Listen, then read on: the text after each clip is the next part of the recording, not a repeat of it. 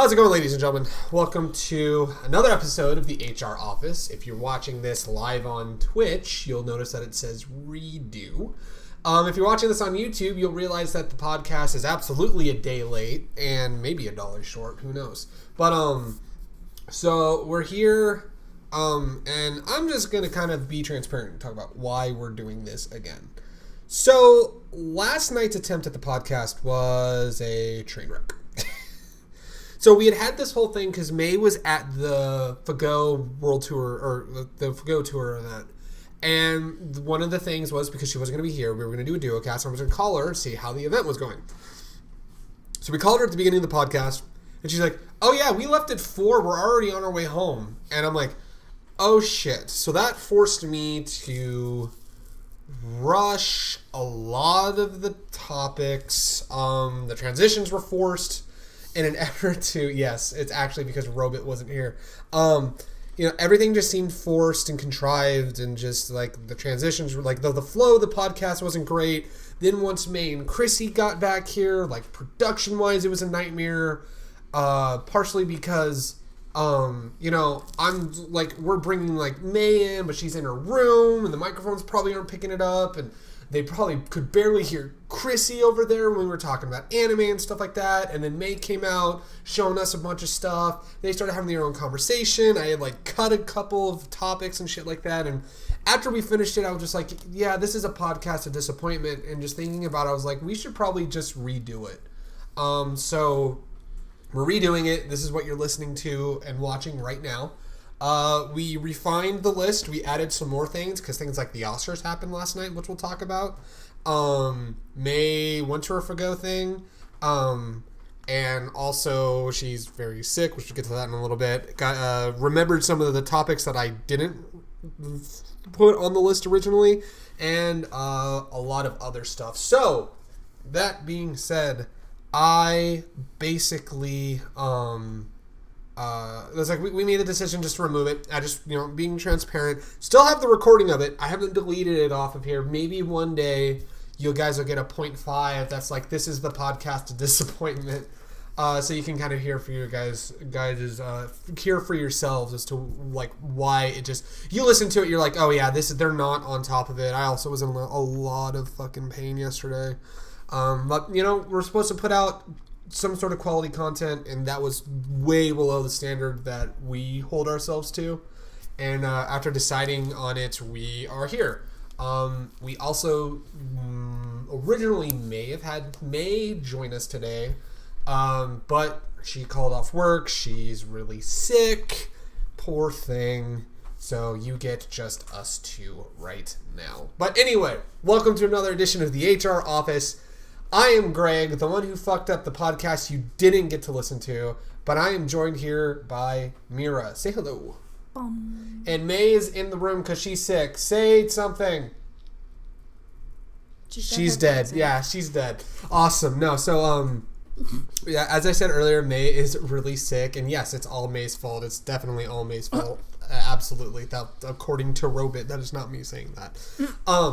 So yeah, we're here. We're doing the podcast again. We got some more topics. We're going to talk about a bunch of stuff. May went to her Fago event, and it sounded like she had a lot of fun. Well, she's already dead. Yeah, well, she's already dead, yeah. She... Just do it again, Robit. Yeah, right? She basically, You know what'll fix that? Oh, no. I am excited to see what Robit's going to do to fix maybe... Demon Rabbit. Demon... Oh, no. All right, so, yeah, May went to... Not that kind of healing, Robit. Ooh, yeah. So, May went to her Fago event yesterday. It sounds like she had a lot of fun. She cosplayed as Professor Snape, and Chrissy was bootleg Ganon. No, they were Waver and Ryder from Fate Zero, and they looked fucking awesome. I loved their outfits. Like, Chrissy did the... Ishkandar with like the muscle shirt and the jeans, and then May was just it was femme Waver because skirt and all that stuff, because I don't remember Waver wearing a skirt. You haven't read the correct doujin. Are the doujins canon though? I don't know. Does it matter? No, yeah, that's very true. That is also very, very true. But yeah, it sounded like she had a lot of fun. Poor thing though, she was sick all week last week. Like I said earlier, she called off sick today. She's been in her room, bundled up, trying to feel better. God, watching her throughout the majority of last week, we're like, are you sure you're going to make it to that event? You know? But I did get to ask her, and she laughed about it. I was like, how does it feel that you're the reason why someone's probably getting sick after going to the Fago tour? And, well, think about it. Usually, what's the whole thing? Con crud, event crud, you know? It's like someone's sick and didn't take care of themselves. And May is now the reason why somebody got sick, so I'm proud of her. I've caught con crud before. Same. It was not a fun Con experience. crud like ruined a week of work for me. It was God, it was like a couple years ago. It was around I think Impulse, because I had gotten sick between Anime Impulse and ALA one year. And I was sick after Impulse because I was already kind of feeling a little something. Then I went to the con and someone obviously had something, and with the lower immune system, shit got even worse. But that was the year at ALA. If you remember that old vlog we did where I lost my voice, I had gotten over being sick. I just lost my voice, but it was really funny. So both her and Chrissy got to spread con crud everywhere, and I am proud of them. Mira, what do you think about that whole idea? Don't be proud of con crud spreading. It's retribution for all the times we've gotten con crud. No. In all honesty, if you're going to a convention, don't be sick. If you're sick, use hand sanitizer. Don't. Either don't go at all, or if you feel like you have to go, please load up on medicine. Please take hand sanitizer. Wash your hands. Yes. It's so weird that people just sometimes don't wash their hands, and I'm like, what the fuck? Disgusting. Yeah, it's weird. I don't know, man. There's horror stories I have of people not washing their hands. Really? Any of which you would like to divulge right now? Well, you know one of them. Oh, The work one. Oh God, yeah, that story made me...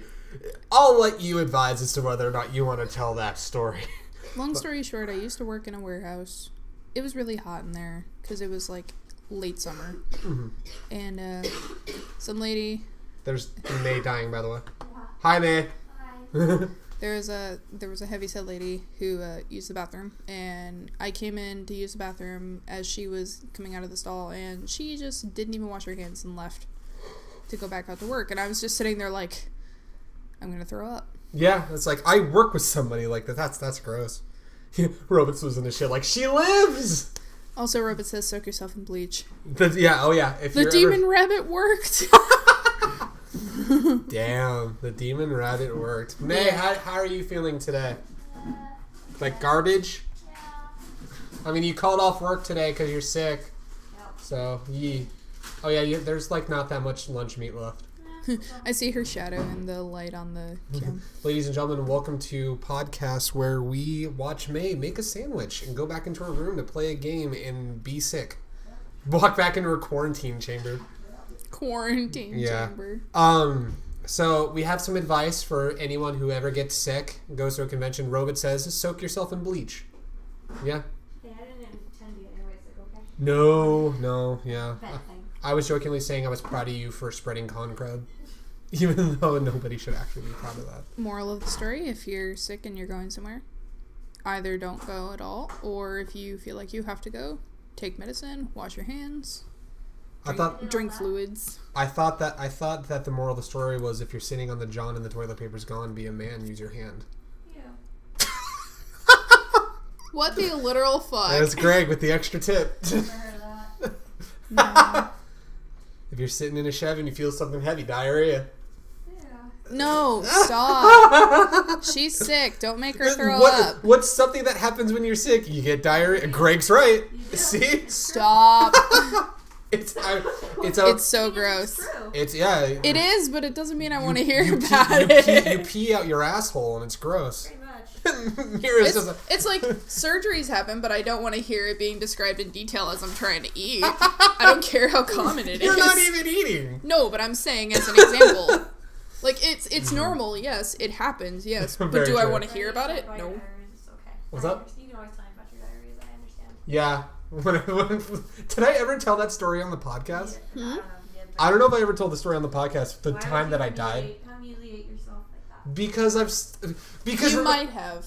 Here's the I'll tell the story real quick just in case. But basically, long story short, I was really sick when I was in middle school, and it was like stomach flu it was stomach flu because it was more than just food poisoning. And then I basically flopped onto the ground, shat myself, and I don't remember if I vomited. Yeah, and vomited. And Greg died. I literally laid there. I was just like, man, this is how I die. I felt like garbage. And then, the poo-poo. Ugh, Didn't you say the kicker was they were white pants? Yes! Yeah, it was white underwear that I was wearing. It was like, oh. Underwear or pants? I wasn't wearing pants. I was just in my underwear. Oh. Yeah. Because I was sick. I was wearing a t-shirt and underwear. And I think the detail was white t-shirt. No. My underwear was not... You are garbage, Greg.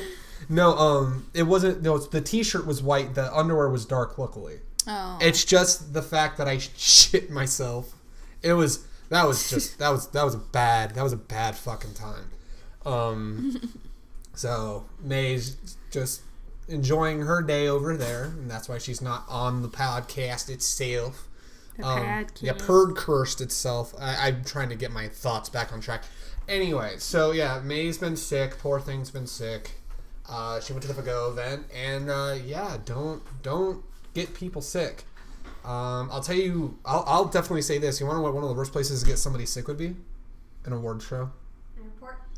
Airport. Ooh, airport. That's a good one. Oh my god. Oh, people who don't take care of themselves at airports. What's even worse is the fucking people that are like on the plane and they keep coughing and they don't even bother. General direction, yeah. Well, they don't even bother to cover their mouth. They're just in the air. Yeah, it's bad. It's just like, what the fuck is wrong with you? This is the one awkward transition because I have that the Oscars happened last night. So we're gonna let's talk the Oscars real quic, shall we? We didn't watch it. We didn't watch no. We don't have cable. I was watching the results come through on like social media. In fact, on the Now Scrapped podcast last night, that's when we found out that the deserved in Spider-Man Into the Spider-Verse won Best Animated Film, which I am so fucking happy. Lady Gaga's that much closer to winning like the big four of awards. Bohemian Rhapsody won hardcore and a bunch of things. They won Best Actor, Best Sound Editing, I think Sound Design. We'll have to look. It's a bunch. We're just gonna read. They won a bunch of sound awards. Black Panther won for best costuming and production design. Just read the results. So yeah, let's just go. Yeah. It's easier. Why speculate? Go back to the beginning. Okay. I just want to know who all won. Let's see. I'm just gonna bring up a. All right, fine. I'm just gonna bring up a Wikipedia article because this is gonna be easier to scroll through. All right, so Best Picture went to a movie called Green Book, which we looked it up and. I was like, what's this movie, Green Book? It's about a pianist. It's about a pianist, like an African American, not a penis, a pianist. I said pianist. No, because Robe is going to say penis, okay. And I'm just trying to he's going to say it anyway. Nip that in the bud right now. But, yeah, so this movie, Green Book, won Best Picture. The director for Roma won Best Director. Rami Malek won for Freddie Mercury and for Best Actor. Best Actress was Olivia Colman from The Favourite. No idea what that movie is. I have no idea. Best Supporting Actress. Our Best Supporting Actor. Oh my fucking god, I cannot pronounce it. Mahershala? Mahershala Ali from The Green Book. That's the closest I'm gonna get. Best Supporting Actress was Regina King. Best Original Screenplay was Green Book. Best Adapted Screenplay was Black Klansman, which I was telling you that was a wild fucking story. I'm just laughing at the fact that Spike Lee got upset that. Oh yeah, Spike Lee. He didn't win Best Picture, but he won something else. But yet he was upset. Yeah. Like, dude, calm your tits. Best Animated Feature: Spider-Man Into the Spider-Verse, which that is well deserved. That was going up against Incredibles 2, Isle Dogs, Mirai, and Ralph Breaks the Internet. Which the thing about Mirai is the Mamoru Hosoda. That's the guy that did The Boy and the Beast. Oh shit. Yeah. Oh. Damn. And Summer Wars. Oh, same dude. Mm-hmm. Oh, that's cool. I mean... Yeah. But the thing is, Spider-Man Into the Spider-Verse, that was Yeah, but I'm just saying, like that's... That's awesome that got nominated, though. Yeah. Yeah. It's actually really cool. Best Foreign Language Film was Roma. Best Documentary, Free Solo. It's A rock climber? A rock climber. There you go. Sure. Best short documentary, period, end of sentence. Whatever that's Best about. live action short film, Skin. Best animated short film, Bow, which is the one about the little The steam little bun. Bowsy bun. The little Bowsy bun. Oh, so cute. Best original score went to Black Panther. Best original song. This is where Lady Gaga's on the path to winning a bunch of awards. Her, Mark Ronson, and a crew won for their song "Shallow" off of "A Star Is Born." Best sound editing, Bohemian Rhapsody. Best sound mixing, Bohemian Rhapsody. Best production design, Black Panther. Best cinematography, Roma. A lot of people are going crazy about this movie, Roma. Apparently, it's good. Yeah, the Yahoo headline thing that I was reading whenever I was checking my email, they nominated Roma for basically everything. Right. Best makeup and hairstyling was the movie Vice. Best costume design, Black Panther, which good on the woman for winning for Black Panther. Best film editing was Bohemian Rhapsody, although I heard that people are complaining about that one. The editing? Because apparently there's a couple scenes that are really questionable in the editing. So they're like, why did that win the award? I don't know. Best visual effects went to a movie called First Man, which is about Neil Armstrong. Neil Armstrong. Wow, well, there you go. Well, So I don't know, the thing that has me upset a little bit, and I still haven't seen this movie, is the fact that, like, A Quiet Place didn't win the sound editing. we were talking about this, and Because I feel like there's more tension going into a horror movie, like, Mm-hmm. if you balance the sound just right. And given the Yeah. fact that your main cast isn't supposed to be talking.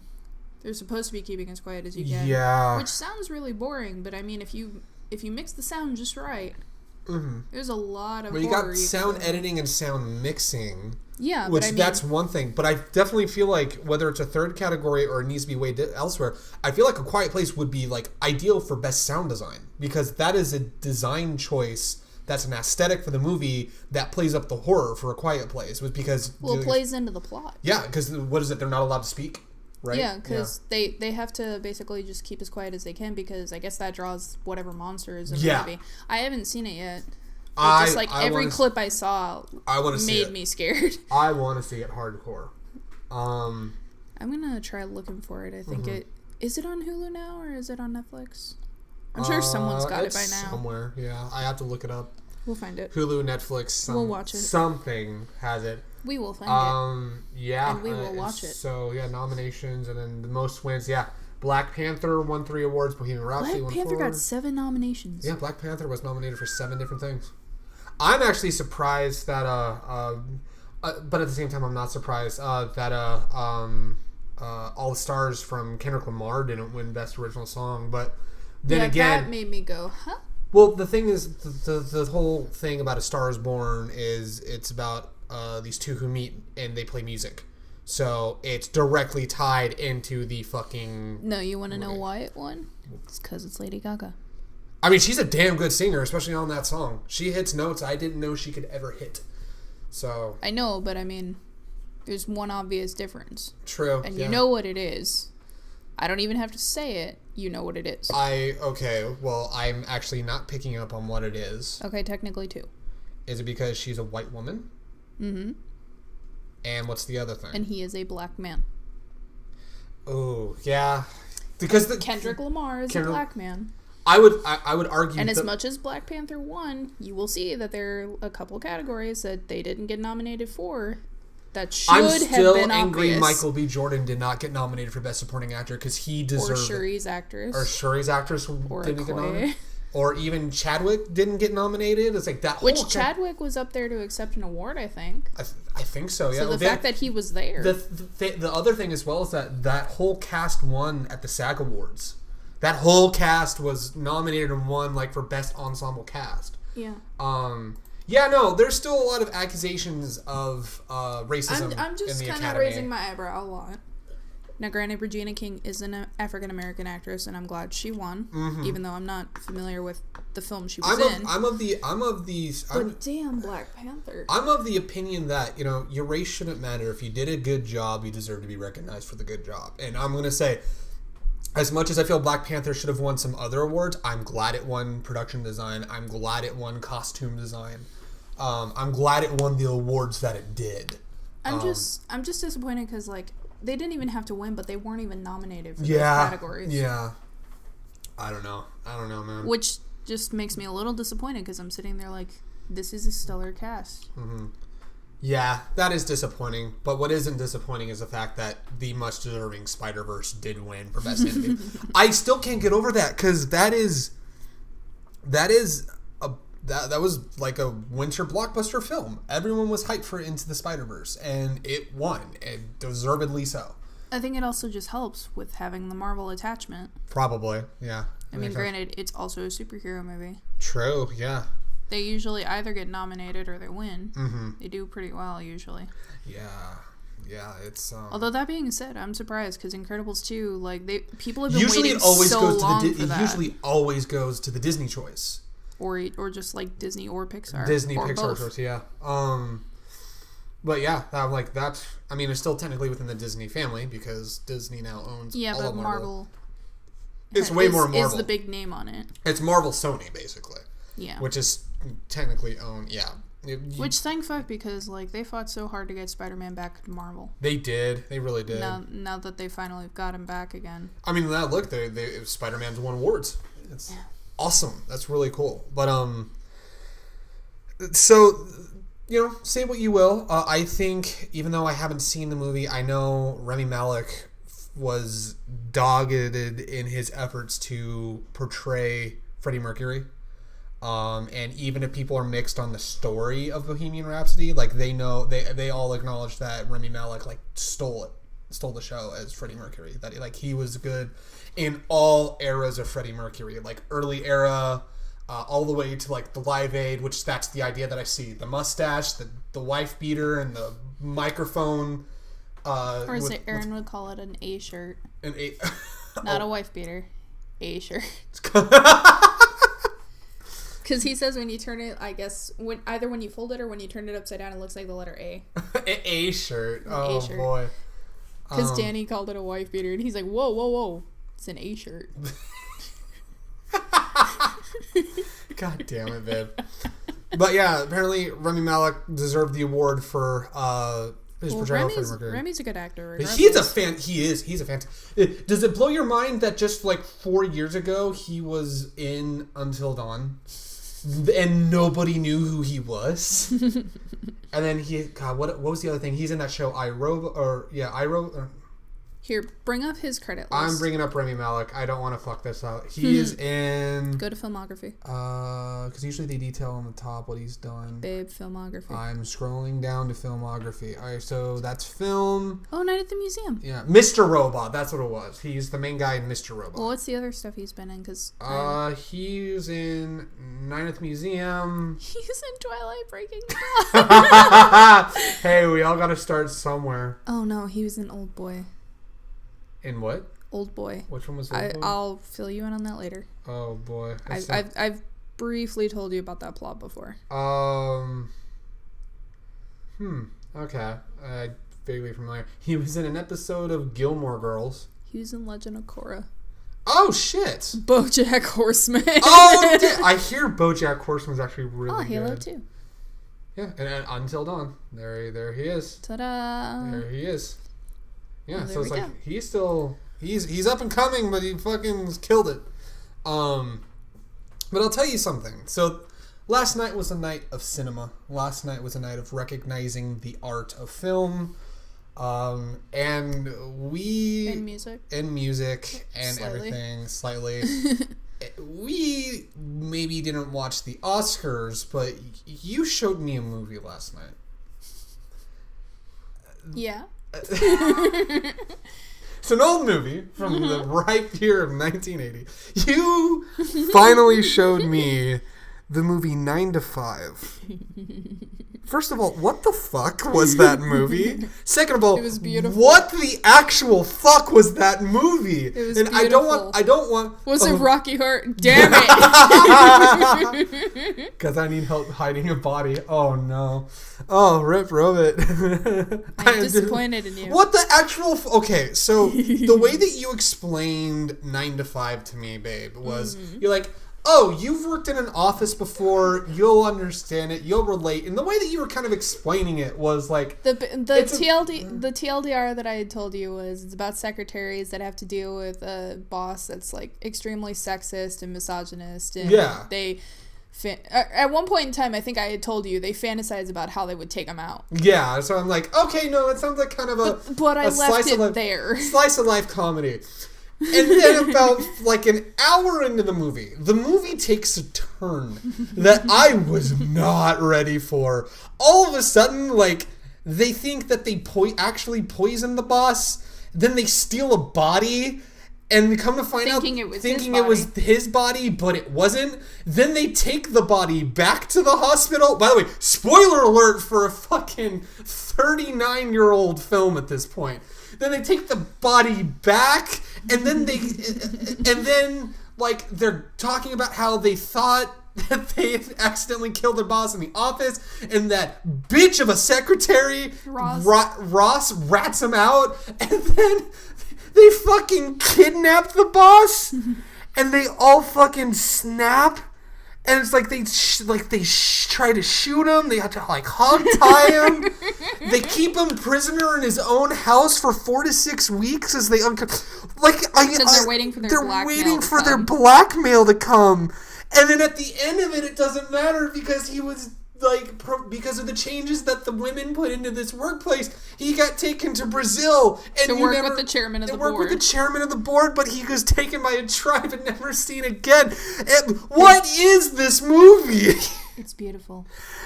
I mean, I'm going to tell you this. It was fucking wild, and I loved watching it. I was not adequately prepared. I think for the last half of that. Like, I'm literally, you're sitting there, you're looking at me as shit's going down, and I'm just like, how could this get any worse? And it would get worse for him. Like, it's not a bad movie. It's fucking awesome. I was basically that post of, like, if I've seen a movie a bunch of times and I introduce it to you, you better make damn sure I'm going to be watching your reactions. Yeah. I'm just sitting there like, what the actual fuck was that movie? It was beautiful. Oh my god, it was just... Again, that was Dolly's first movie. Oh my god. Yeah. Okay, fun fact about that. Because that was her first movie, she had done stage before. Right, yeah. She thought that when you memorize a script, it was supposed to be like a play where you memorize the entire script. Right. You're only supposed to really learn your parts in a movie. She memorized the entire movie script. Oh, shit. And basically, like, if anyone forgot their lines, she would be able to tell it back to them. That's wild. Because she thought that's how it worked. No, you lose. So she memorized the whole movie script. The whole script. Holy shit. But that was her first movie. That's fucking insane. Yeah, you showed me that movie. And who was your favorite in there? The one who actually thought that she poisoned the boss. Lily Tomlin? Yes. She was my favorite because she reminded me a lot of myself in the sense of, because she was the one that had the 12-year seniority. And just, when you get to a certain point, you just don't fucking care anymore. Well, on top of that, it's like she had the seniority. She trained the people that got promoted over her. Yeah. Mm-hmm. She trained the boss that she's got to put up with. Yeah, You trained a few people. I trained my fair share of people in my last job. Yeah, and they pretty much got promoted. Depending on what they decided to do, yeah, they would more or less. Before you even really got any sort of raise. Oh my god, yeah, that was. Also putting up with Roz. Reminded you. There was a name I was. I'm not going to say it on the podcast, but there was a name I was throwing around that was associated with. You're like, that's something she would do. Oh, that's a that person move, and I just kept saying that. It was, oh my god, it was. See, I was a lot like Jane Fonda. Oh yeah. The whole first day, and like you're getting berated for trying to figure out what to do. I think we've all been there at some point. Like I've had a couple jobs where it was like my first day, and I was near crying just because I was just so overwhelmed, or people would be yelling at me, and I wouldn't know what I was doing. Right? Yeah. That movie. Everybody was so good. I was not adequately prepared for that movie. But god damn it, that was an insane movie. It was awesome. It was damn, yeah, that's how we honored the art of cinema and the silver screen was watching that incredible. I call it a train wreck in the best way possible because the movie itself is well produced, the script's funny and insane, but the plot itself, like what the characters get themselves into, now that's the train wreck. Well, they panicked. A little bit. A little bit. Yeah. Just a little. Yeah. To the point that they kidnap their boss and hold him hostage in his own home for like 6 weeks. Well, to be fair, if Violet hadn't taken the body from the hospital in the first place, none of this would have probably would never have happened. Because they probably never would have talked about it in the bathroom to be overheard by Roz. They probably would have waited until they were at the bar. Yeah, probably. And just talk shit out and get it out there. Maybe where, have another pop party. Just the scene where they're all smoking weed. That's such a wild scene as well. That's like when you got to they progressively get higher as it goes. Absolutely. They start off just like, I don't know, just smoking around the table, and then all of a sudden they're eating barbecue. They're eating barbecue! They're making like flour or like paper chains to like wear around their heads. Yes, I was just like, and then they go outside. These motherfuckers are stoned. Oh my god. It's such a good movie. It was awesome. It was an awesome fucking movie. I think I basically gave you just enough information. Again, I still can't stress enough that I was not prepared, but I'm so glad that I wasn't prepared. It was quite the thing, if I do say so myself. So yeah, so that was a thing. Speaking of weird shit, well, not weird.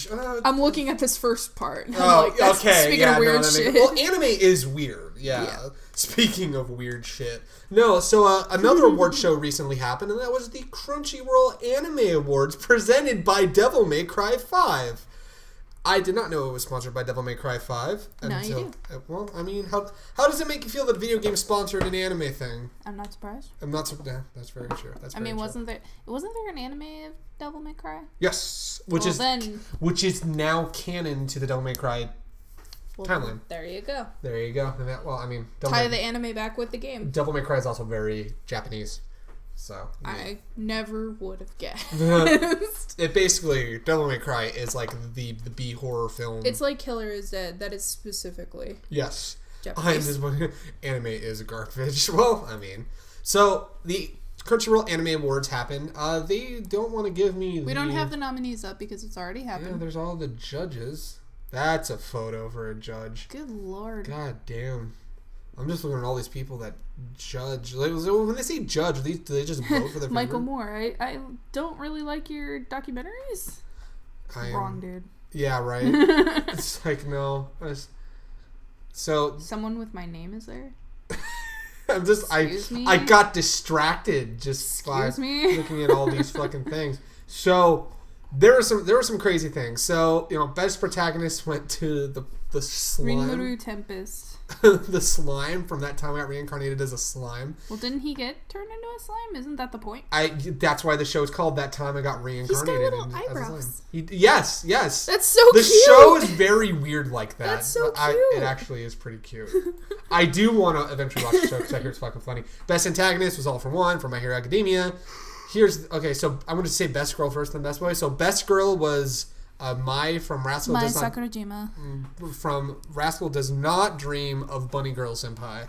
Which, Robit, think about that title for a minute. Bunny Girl Senpai. Which, oh, by the way, did you know that senpai is just a weeb way to say daddy? Stop.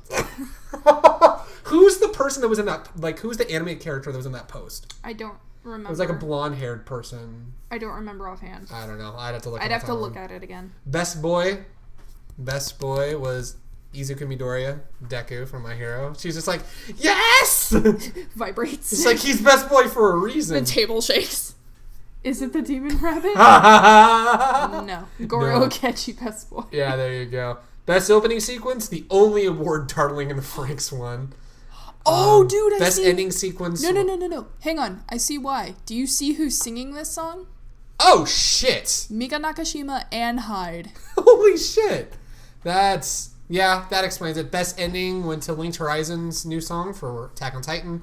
Not surprising. Best Japanese voice actor was Mamoru Miyano. Well, Miyano, my boy. From Zombieland He won from Zombieland Saga. And best English voice actor was Chris Sabat.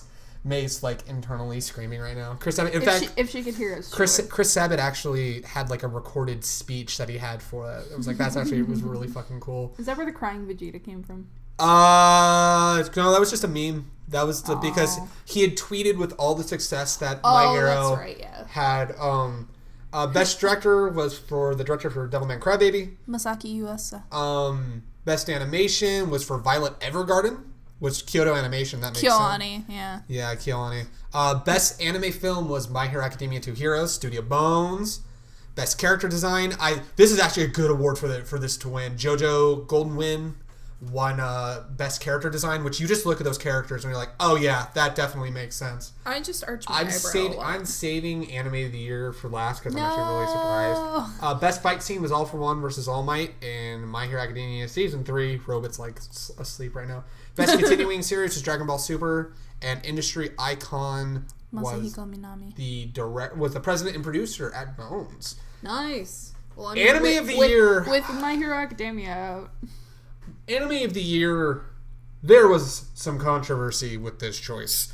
I'm actually kind of proud of this. I'm glad that they didn't do like what they did a couple years ago, where just because it was popular, Yuri on Ice won all the awards when there was some justifiably good alternate choices. Like that year that Yuri on Ice was nominated, like a lot of people gave Crunchyroll shit because they're just like, there was other things that came out this year, right? That year, Yuri on Ice was really the only thing I watched. So that was the only thing I did vote for, because I'm not going to vote for things I've never watched. Oh, yeah. So, like, from my end, that's the only reason why I would have voted for Yuri on Ice for everything, because that's the only show I watched that year, There was a lot that was nominated that year that I thought... Well, that year in particular, that was all I was watching. Right. Megalobox. A lot of people love Megalobox. A lot of people Still need to see it. A lot of people were pulling for Megalobox to win. I would have given that for animation. Character design. The animation looks incredible. Like Rob is rolling dice. Yuri on Ice best anime. But yeah, like for character design, honestly, I would have given it to Megalobox over JoJo. It's a unique style that they got. Yeah, animation. Well, because they went back to traditional animation. Yeah. They modeled it to make it look like older anime, which was actually a really cool more design. Recent technology. Which is actually a really cool design choice from Megalobox. I'm just like, that pulled on my nostalgia strings. Violet Evergarden, a lot of people were thinking this is Anime of the Year contender. Still haven't seen it, and the only thing I've been hearing about it is that it's really, really sad. Yeah. However, kind of out of left field because nobody was expecting this to win, Anime of the Year at the Crunchyroll Anime Awards was Devilman Crybaby. I actually really, really love this show, and I was happy it got All I know about Devilman Crybaby is there's titty, and the hype for it died just as soon as it started. I'm sure if you sat down and watched it, you'd really I'm certain I would love the show. But the thing is that... Because it's bizarre. It's bizarre, it's bloody, it's got titty. Like he's banging somebody. There's a lot of banging. There's a lot of banging, but like the main dude's they're literally about angels and devils. There's a lot of banging. There's a lot of fucking going on. Mm-hmm. Titty? Yeah. Robert, actual titty is in Devilman Crybaby. Robert, if you have like a free trial for Netflix, try looking up Devilman Crybaby. Try to find the titty. It's like, I think... Isn't there like a strip club scene where it's just all titty? Yeah. That's awesome. It's like in the first or second episode. That's fucking awesome. That's so good. Because I mean, it's part of the main storyline, so this isn't a spoiler. It's when the main character gets possessed by the Devil Man. Oh yeah. And becomes a Devil Man. He has to go into this club basically because his friend takes. I have older Robots Netflix. Oh. There you go. Watch Devilman Crybaby. So this first or second episode, find the titty, and then you're good. There's so much titty throughout the show. It's not just those episodes. Oh, it's throughout. But no, it's like they go into this club because his friend lures him there. They're trying to lure out the devil, as he says. Right. So like they go into this club. There's so much titty. So much titty. This sounds like the show also, for me. A lot of blood because shit goes wrong. Blood and titty. Blood and titty. Devilman Crybaby. Blood and titty. But apparently... I mean, what more do you need? My life is honestly satisfied after that. Give me some titty, spill some blood. But yeah, it's just like... It's like snorting coke and banging hookers. It's like, that's how much fun that would be. It's a really good show. Devilman is such an old property anyway that just the Right. fact that there's another reiteration of Devilman out there, like, it's so good. I'm just surprised that was the one that ended up winning. Because, like, I wish we had the nominations. Well, because, okay, some people were arguing, why didn't My Hero win again? I think that stipulation was mainly just because it was an anime that started and finished that year. My Hero was still actively going on. The thing with My Hero is they didn't, because the best anime was, Well, no, I was seeing people arguing, why didn't My Hero win that category? Yeah, okay. It's like, makes sense. because it was an ongoing series. It wasn't something that started and finished that year. Yeah. Like, Violet Evergarden started and finished that year. Devilman Crybaby started and finished that year. My Hero was still active. Yeah, And it had more seasons. Yeah, it fit more for best reoccurring show. That was the main argument I was seeing for that category. Which that makes sense. If there's a like best continuing show, My Hero deserves to be nominated in best continuing show. You know, so that way, like your continual stuff. It sucks in a way though, because the previous award show, like, Junie Tyson was on there for a bunch of things, and like I hadn't watched it yet, so I didn't vote it. But now, like, if I were able to go back... Which one is Junie Tyson? The Zodiac War. Oh, Zodiac War. That's right. If I were able to go back and vote for that now, I would have. You would have, yeah. Because, fuck, that's a dark show. You're telling me, yeah. It's... One of them was the best villain. And it was Jerry Jewell's character, the bunny. Oh, yeah. I wish I would have voted for him, but I didn't. I would like to watch it, but given the... I voted for Stain. I mean, Stain's a great villain, though. Yeah, but if you see Junie Tyson and you watch that character, he's psychotic. The thing for me is I don't know if I'm going to be watching Junie Tyson anytime soon due to recent events, because remember who directed it. Yeah, but he's not acting in it. I know. So it's not like you're going to hear him. It's still weird for me. That's all I'm going to say. I have the novel. It plays the same way. Okay. Then I'll get that fucking novel. Give that a fucking shot. I'll have Romano find it and send it out. There you go. Because it's packed away. There you go. But I have the novel. It plays just like it does in the anime. There you go. So that was the Crunchyroll Awards. That was a lot of fun. I'm happy for Devilman. It's actually good for like an underdog show winning best anime. That's actually kind of cool. It fucking deserved it. Well, I mean, it's cool to see that one instead of the typical choice for every year. I'm like, oh, there you go. Also, people complaining that My Hero didn't win. It's like they won a lot of awards this year. Well, also like last year. Oh, they won like everything. Oh yeah, absolutely. Because that was season 2 last year. Mm-hmm. So. The fact that the only thing that Darling in the Franxx won was for best opening song. Hey man, I will give it to him because those two artists are amazing. I mean, I don't doubt that the song's fantastic, but I find it really funny. The reason I know Mika Nakashima is from the Nana soundtrack. Because she was Nana O. Right. She was the punk rocker. Oh, okay. Yeah. Never saw Nana. Nana is so good. Read the manga. Read the manga. The manga is a lot better. Okay. Because so the anime is decently done, but like the manga is much better. The live action movies are okay if you maybe never read the manga. Okay. Because there's some plot points that they just kind of don't resolve. That sucks when that happens. But the soundtracks are good. Soundtracks are good. Yeah. It's good shit. I guess stuff that I need to check out. They earn that. Well, speaking of things to be excited and proud of and be happy about, we have gotten some backed announcements for returning dubcasts for things. Oh, I was like, where are you going? Well, the first one I'm going to cover because May's sick, but I might shout at her and be like, hey, May, what do you think about Catherine? She can't hear you. I know. She's got headphones I know. I would just shout at her if I wanted to. Just text her. The original cast for Catherine's coming back. They did what Bamco did not do and actually contacted Troy Baker. Good guy Atlas actually contacted Troy Baker for him to come back. He's coming back. Laura Bailey, Travis Willingham, Michelle Ruff, Yuri Lowenthal, Liam O'Brien. Because the OG cast. Well, the main cast of the four guy friends were Troy Baker, Yuri Lowenthal, Travis Willingham, and Liam O'Brien. So it's like There you go. I didn't know they were gonna get Troy Baker back because Atlas could have just pulled a, hey Matt, can you come in and voice Vincent again?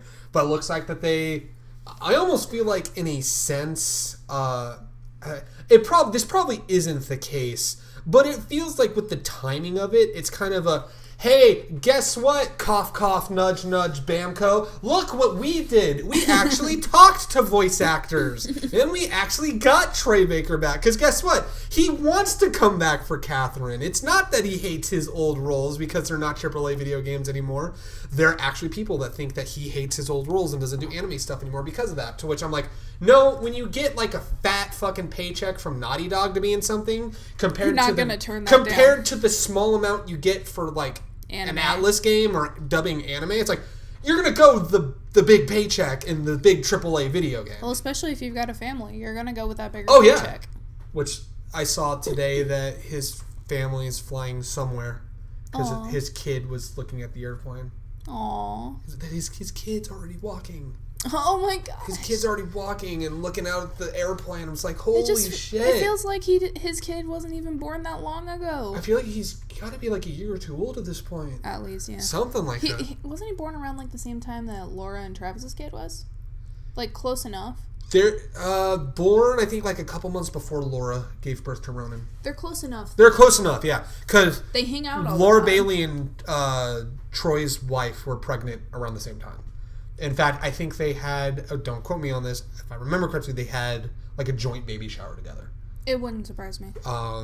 But yeah, so that was cool. They were at least together after Ronan was born. Oh yeah, which speaking of that, we talked about this last night and I want to bring it up again. Critical Role posted there's another Critical Role thing we're going to get to in a little bit. You know the thing I'm talking about.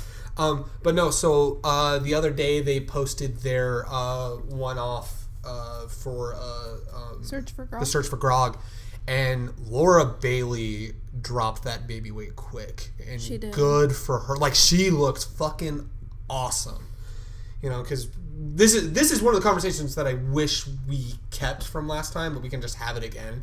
Was, you know, from what I've known and what I've seen, and not what I've experienced because I'm not a woman, but no, from what I've heard, baby weight's difficult to lose. It is. And when you lose baby weight, like, it takes a lot of fucking work. And to see that she's already dropped the baby weight and she's looking badass, is like, good for you, girl. Like, good on you.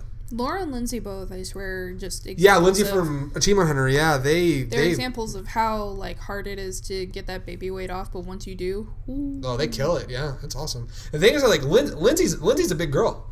Yeah. But the thing is that, like, she's been losing weight. The thing is that, like, she doesn't look like she's gained extra weight, because, you know what I mean? Which, I mean, when you're pregnant, you're supposed to put on pounds anyway, just because, you got a fucking human being inside of your stomach that needs nutrients. So. Well, you also have to have like a safe like weight, and just for the baby's sake and for yours. Oh yeah. And just like after the baby's born, that weight is still there, so you got to get rid of it. It's hard. Yeah, but yeah, good on them for because like I said, Lindsay's already looking like she just gave birth. Yeah. She's already looking like she's back at it. I was like, damn, good for you. And then seeing Laura, I was like, damn, you. It's like. It like I literally watched her. I was like, "Damn, you dropped that baby! You look like $1,000,000 fucking bucks, dude. You look awesome." Yeah, she does. Good for her. And that's not the only thing. She's not only coming back for Catherine, but there was also the other big. Now this is the one that people have been losing their shit about. Laura Bailey, as well as Eric Vale, Jerry Jewell, and a majority of the cast. Chris Sabat. Kent Williams. A majority of the cast. John Bergmeyer.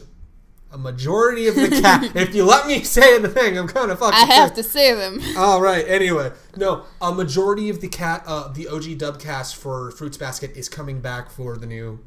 For the remake. For the remake. Did you think? And I think I worded it like this when we did this last night. Did you think that they would be getting Laura back at all? I hoped. You had hoped, but did you think the outcome was likely at all that they would get Laura back at all? Specifically because they're simul-dubbing it. I don't remember the last time she's done anything with Funimation. I don't think she's done anything with Funimation since she and Travis moved out here. because justifiably so, she's been busy with video games and working with a Naughty Dog and Critical Role. And I'm gonna have to double check that because I don't think she's really done, aside from maybe a DBZ thing here or there. I'll double check it later. I know the only rare thing that Travis Willingham has done since they've moved out here and been doing a lot more video game stuff is he came back for his character in Sengoku Basara. But yeah, like I haven't heard them in anime in quite a while. But that fact that Laura Bailey's coming back, that was the one that I lost my shit about. I was like, I thought Funimation, especially with how quick the simulcasts and simuldubbing's been going. I was ready to be like, well, she's taking care of her kids. She's got a kid. She got Critical Role. She's just not going to be able to fly out there to do it. I would say yeah. That's the big question. When is she going to have the time? But maybe she has an office at home. I'm thinking, given the fact that she and Travis are both voice actors, I think that's probably one of the reasons why they probably have a home studio, or they're using somebody's home studio. Like maybe they're working with Mary Elizabeth McGlenn, because I know Steve Bloom has his Bloomvox studio. Maybe they're working with, and Mary and Steve are really good friends of Travis and Laura's and all of them. Maybe someone like Crispin Freeman is helping them out. I think Matt may even have a studio. He might have a home studio. That wouldn't surprise me. Yeah, a lot of these voice actors have home studios, and which is a lot of the reason why like people like Bryce Papenbrook and Matt Mercer can do Attack on Titan. Can do Attack on Titan when they simuldub it because they use home studios and stuff like that. And wasn't that how Bryce auditioned? Bryce auditioned in LA, and but he did fly out to record the first season because they weren't simuldubbing it.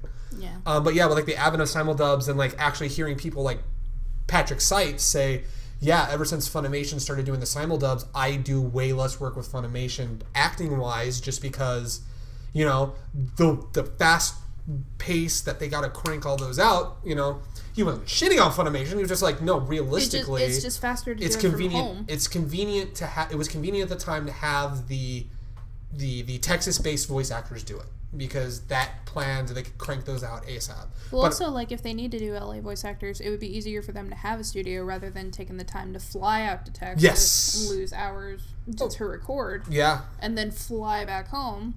And then fly back when they need you again. Yeah, well, there were people like Todd Haberkorn like 3-4 years ago talking about that. He would block out 1 week a month to fly out to Texas, which in this day and age, that's inconvenient as hell, I would imagine, especially if you're trying to be a productive actor. But well, at the time, I think he had his own studio too. He did, yeah. I don't know if he still has it, but at the time, I think he did. Yeah. Todd Haberkorn's a hot button issue right now as well, which that's something we've said last time we're not touching. But basically, yeah, I legitimately thought that they were just going to recast and use a new voice actress for her character. I'm also going to be transparent here. I've never watched Fruits Basket. I've never read Fruits Basket. I don't know anything about Fruits Basket. It's so good. And I remember a lot of people saying that they loved it until the end. And they're like, the ending was like, you explained it last night. Basically, the ending is like, oh, we'll get to that later. Mm-hmm. And it's like, or I'll tell you later. We'll figure it out later. And that was the end. It suffered from what Full Metal did. Mm-hmm. But it ended a lot worse. Because Full Metal 2003 at least had an ending? Yeah, I say this just because, Full Metal, the manga wasn't finished, but they made their own story to work around it. They concluded it. They had a movie to expand a little bit if you really felt like wanting to know more, but you didn't have to watch it. Uh-huh. The story ended on its own. It had an ending. It concluded. It was fine. Fruits Basket, on the other hand, there was a whole bunch of crap going on near the end. Some of it got resolved, some of it was kind of iffy, and then Tori basically just looks at you and goes, "Nah, a lot has been going on, but we'll explain it later." And then they just didn't, because that's the last episode. Yeah. It's basically what you were saying. They pulled a Tsubasa, where it's like, if you want to know more, go read the Literally, manga. The ending of the anime for Tsubasa was, hey, this has been our journey. If you want to know what actually happens, go read the manga. And I'm like, that is the most hackneyed, fucked up way to end that show. I think that's probably like the biggest middle finger you can give to a fan base. It made me because the thing is that up to that final episode, I was hooked. I love Tsubasa. That ending really kind of made me go, wait, do I really still like Tsubasa? Which Tsubasa's fine. Yeah. And then I read what actually happens in the manga, and I was just like, what the actual fuck happened? I need to sit down and try watching Holic again, because I watched the first few episodes of it and I really liked it. I just got distracted because at the time I think it was on Netflix. Wouldn't surprise me. Wouldn't surprise me. But yeah, I am very shocked, but also happy to see that they got Laura to come back. Which, it just still makes me sad that Aaron's not going to be back because he's older now. And Aaron his voice Dismuke's is not a kid the same. anymore. He can't do the kid. I mean, unless Hiro comes back and he's got a deeper voice for a tiny little kid. It's funny thing. They had a new announcement today, and I guess Colleen's going to be in it. Yeah, let me bring up that announcement right now because I saw it when I was finishing up on a delivery. Yeah. Let me bring up Funimation.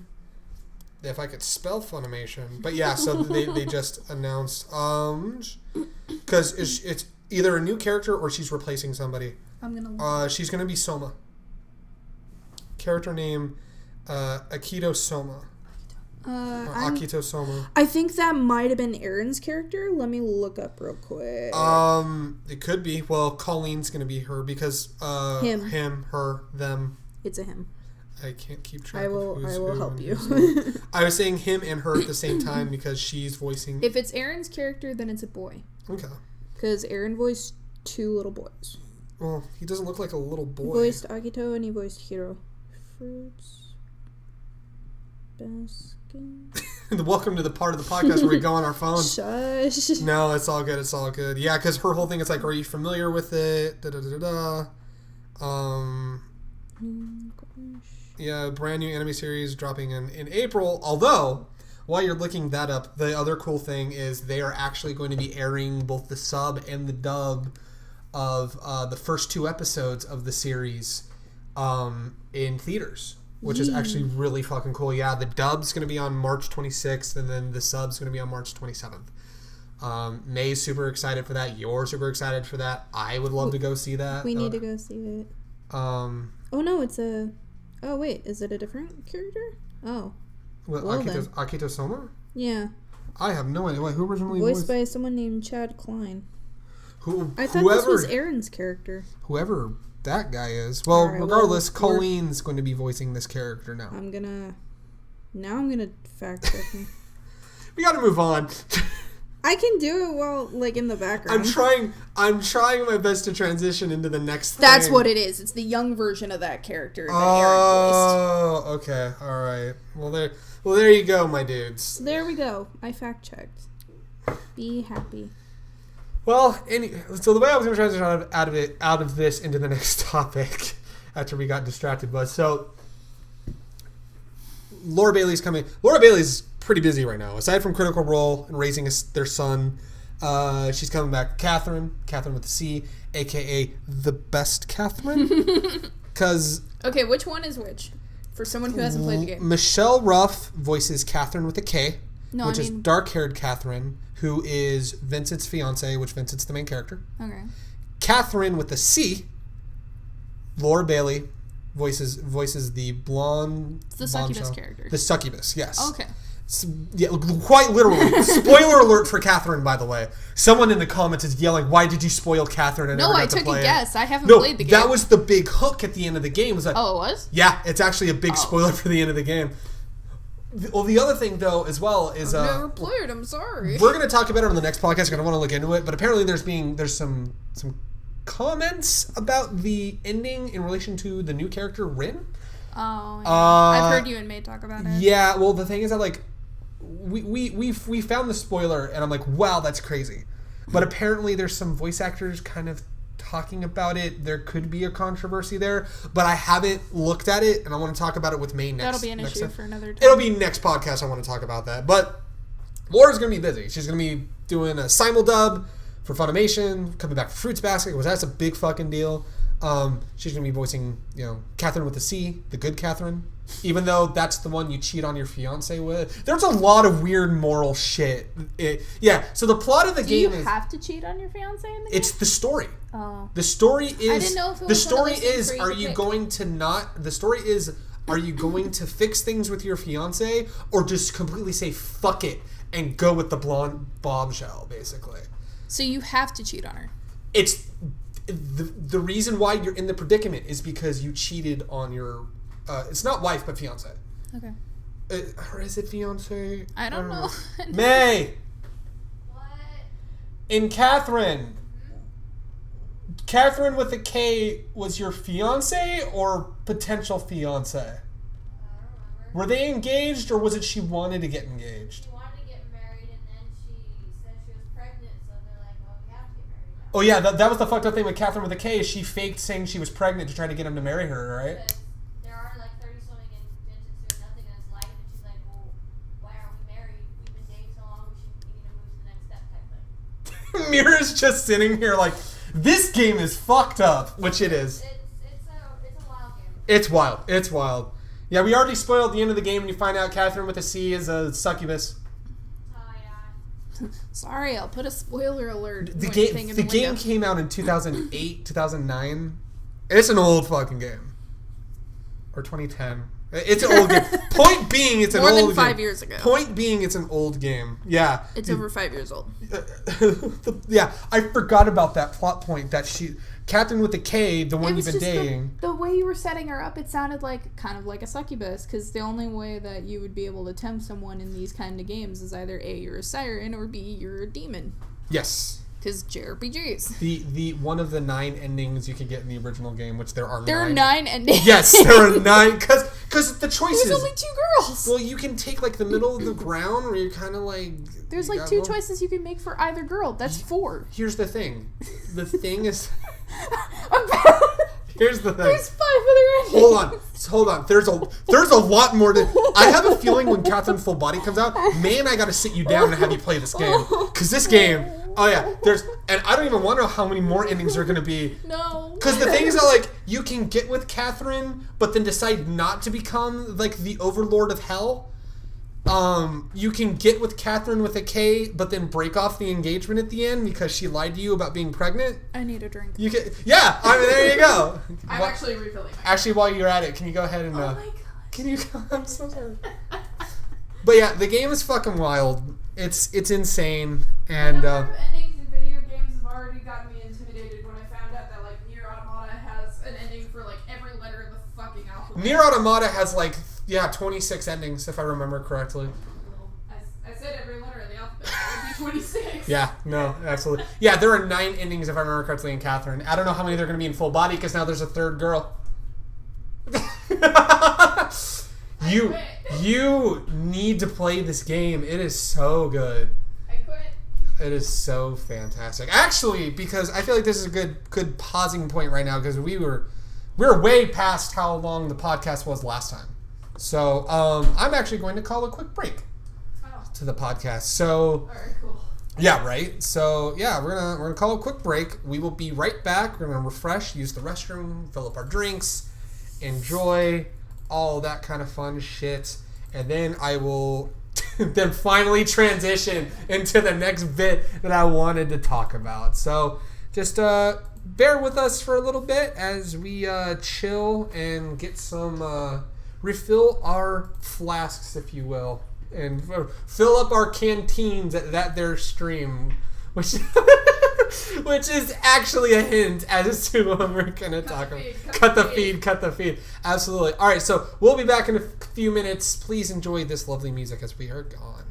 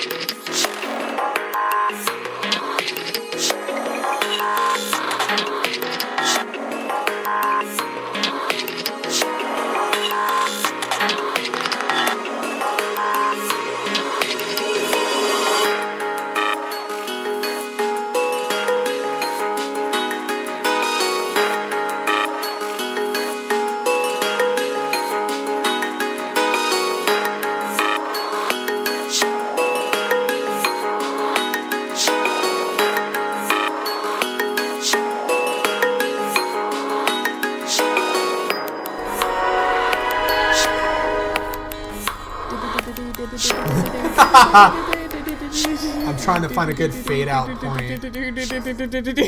It just gets louder. I was trying to find a good fade out point there. God damn it.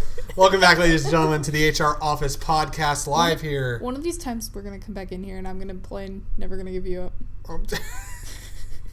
I don't want an 8-bit version. Okay, let's say I don't want to get a copyright I'll claim. find an 8-bit version of the song. That's why I use, because this is from an electronic artist named BT, and we've never gotten.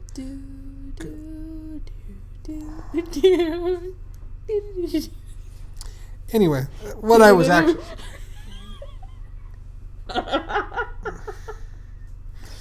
I'm not drunk enough for your shenanigans right now, babe. Anyway. Love you too. Oh, there was a belch. Yeah, right into the microphone. Oh, God. No. Yeah, Robot's gonna come here. I am not a fan of ASMR. Asmer? Asmer. Was that a Game Grumps thing? Yes. Aaron thought it was Asmer? Yeah.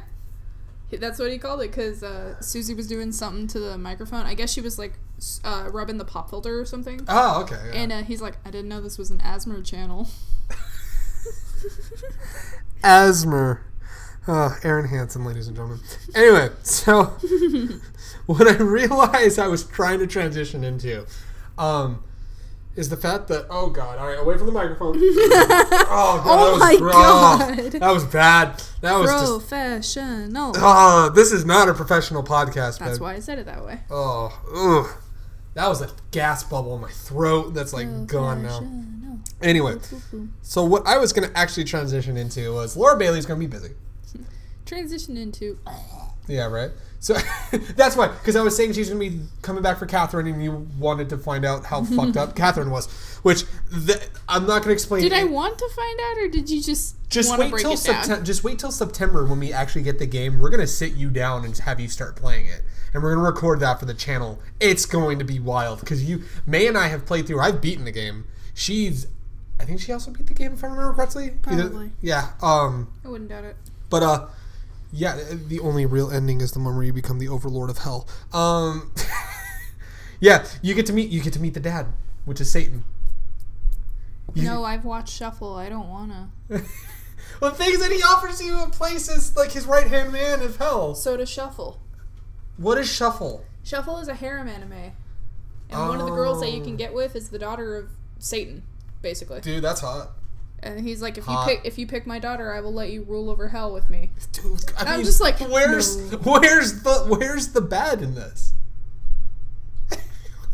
His English VA might be. I won't say who. You could probably guess. Oh. Even Satan hates that person. That individual that we are talking about right now. Okay, but I think even his most drunk character, and you probably know who this is. Yes, yeah. Would hate him. Oh, he'd beat the shit out of this person. Absolutely. But anywho, speaking of wanting to kick the shit out of some people, I'm certain no, he does not want to. Probably Brian W. Foster for the way that I thought you were going to transition to something like another anime topic. I was just like, oh God. No. What I was going to say was Laura Bailey is going to be busy this year. She's got Critical Role. Her and Travis have Critical Role. They're raising a kid together, etc. You know, they're kind of married. As you do when you're married and you have a kid. With a child. Yeah, and you're the lovable. Dude, they're going to be such wildly great parents. I just seeing them. I'm just imagining story time. Seeing them just on Instagram and just like Travis falling asleep with Ronan or just Laura spending a day with them, which I mean obviously because that's their kid. Yeah, no, like those pictures are so great. I'm just like, oh, that kid's going. It reminds me of like Robbie with his little girl. Yeah, Linny's so cute. I know. And then the photo that I saw earlier of Troy Baker's son, right? They had a boy. Yeah, okay. With a really with a really extravagant name that I cannot remember. I can't remember it either. I saw the name and I'm like, yeah, that's Troy Baker's kid. Yeah, Troy had a boy, Laura had a boy, Robbie had a girl. And then That's Brina Palencia had a boy. Had a boy. Yes. Lindsay Jones had a girl. A girl. Yeah. A second girl. Second girl. Yeah. Michael Jones. is surrounded by women. They're going to be the most badass. We talked about this last night. Like, that's going to be the most badass fucking household ever. Because we had the idea of like, oh yeah, Michael will get his nails painted and try to plot out how they're going to kick Gavin out of the country. I too am sad when Gavin enters the room. So good. But I have a solution. It's called Gav Be Gone. You know what we do? You just tell him to go home. Just tell him to go home. Get the fuck out. You kick him on the plane. I didn't really draw it that well because it's not even worth it. You just tell him to go the fuck home. The concept is there. It's awesome. You just tell him to go the fuck home. Yeah, right. But Laura Bailey's also she's coming back for Catherine. She's going to be doing the Simuldub Fruits Basket. So Travis has got nothing to do. Travis has got nothing to do. Or at least it's presumed he's got nothing to do. Aside from raising Ronan, he's got nothing to do. Aside from Critical Role, arguably one of the most popular, or arguably the most popular Dungeons and Dragons related piece of content this side of the hemisphere. And raising their boy. And raising their boy, which is kind of the most important job right now, is being a good father, as you should, and as I am definitely seeing he is being, which is a good father.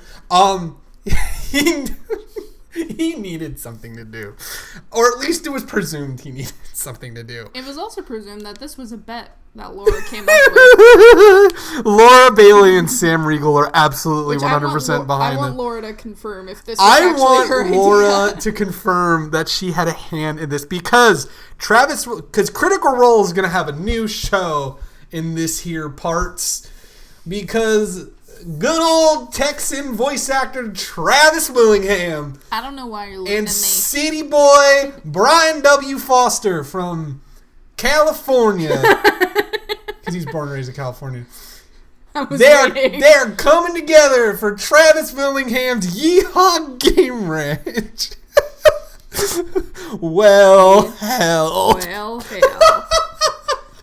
We're gonna link to this video. Why are you looking at me when you describe this? I've never lived in Texas. I even asked you after we watched the trailer for like the 4th time. Like, does this make you feel more at home, babe?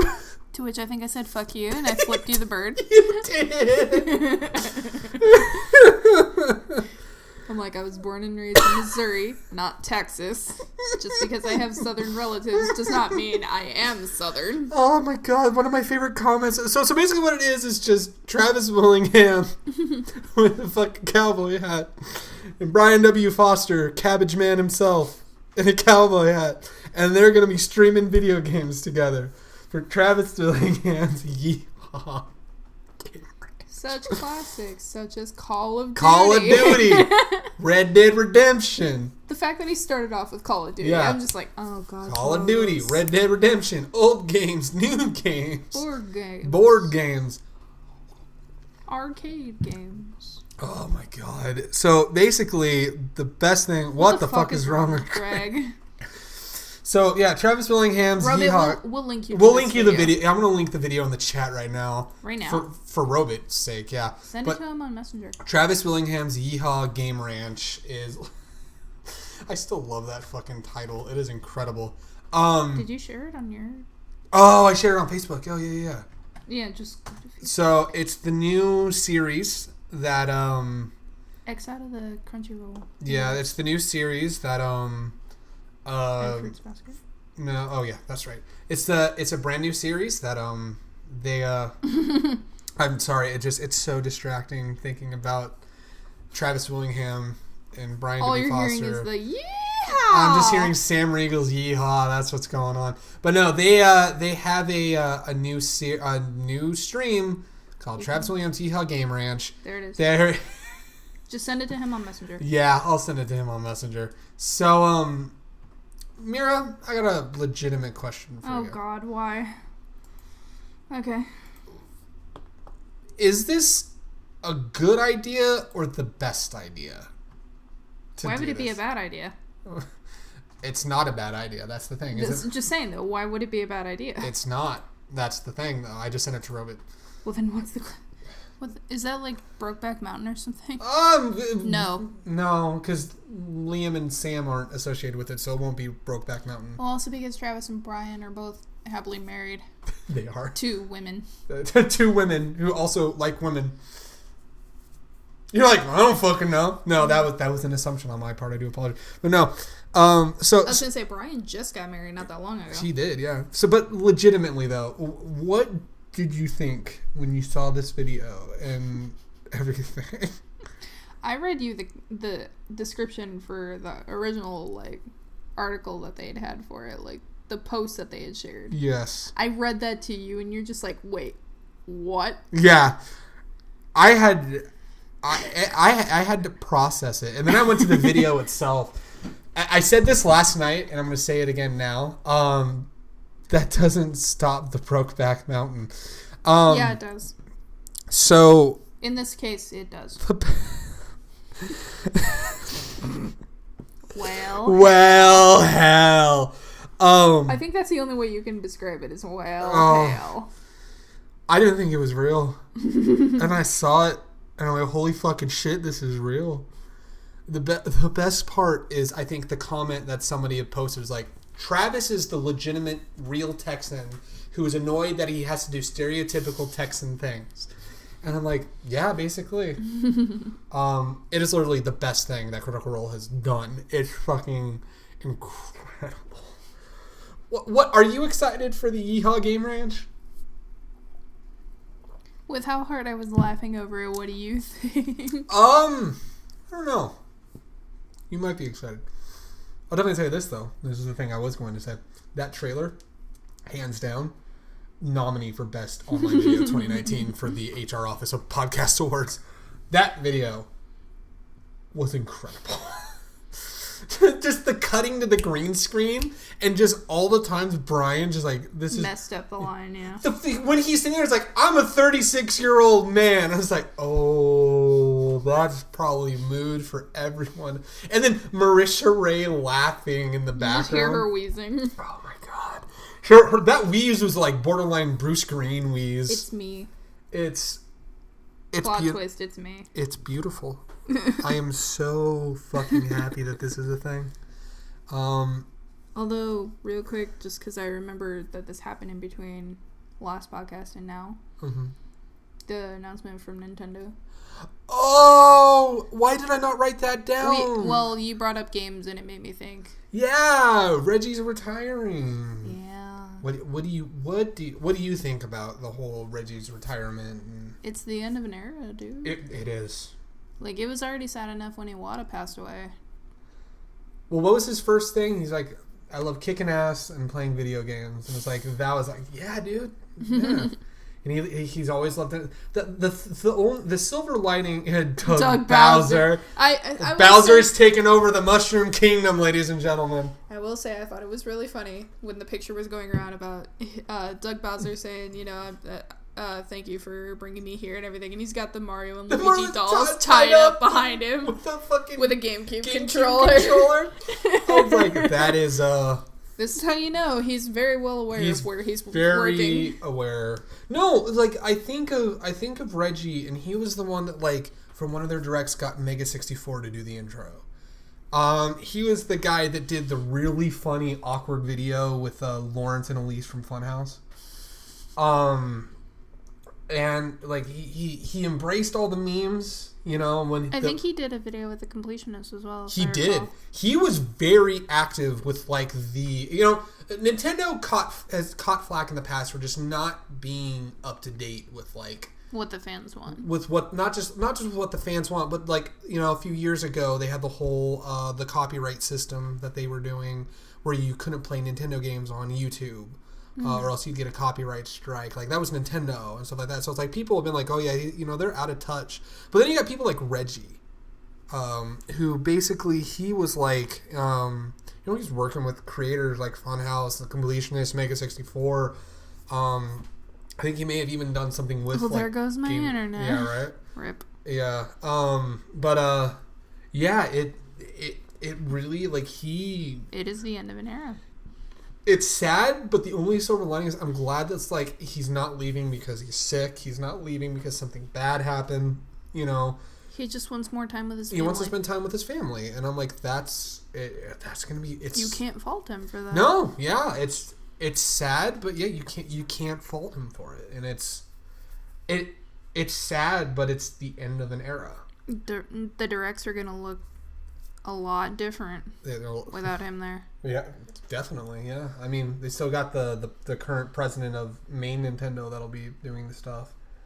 But yeah, it's the end of an era.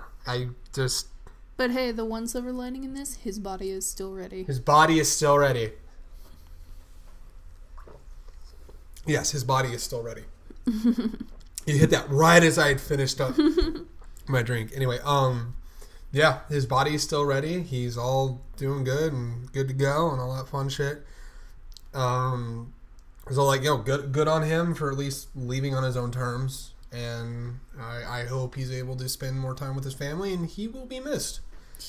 He's definitely going to be missed. Yeah, because like when I think Nintendo, I think in like this current time, I think Reggie, because he was always the guy that was there. He was always the one talking about stuff. In fact, Reggie was the one. It was him, the president of Nintendo, and then Phil Spencer, the guy who runs Microsoft, not Microsoft, but Xbox. Oh, I like don't know. Because the three guys came together, and they all gave like a joint speech of like, this isn't about any competition. We're here to celebrate video games.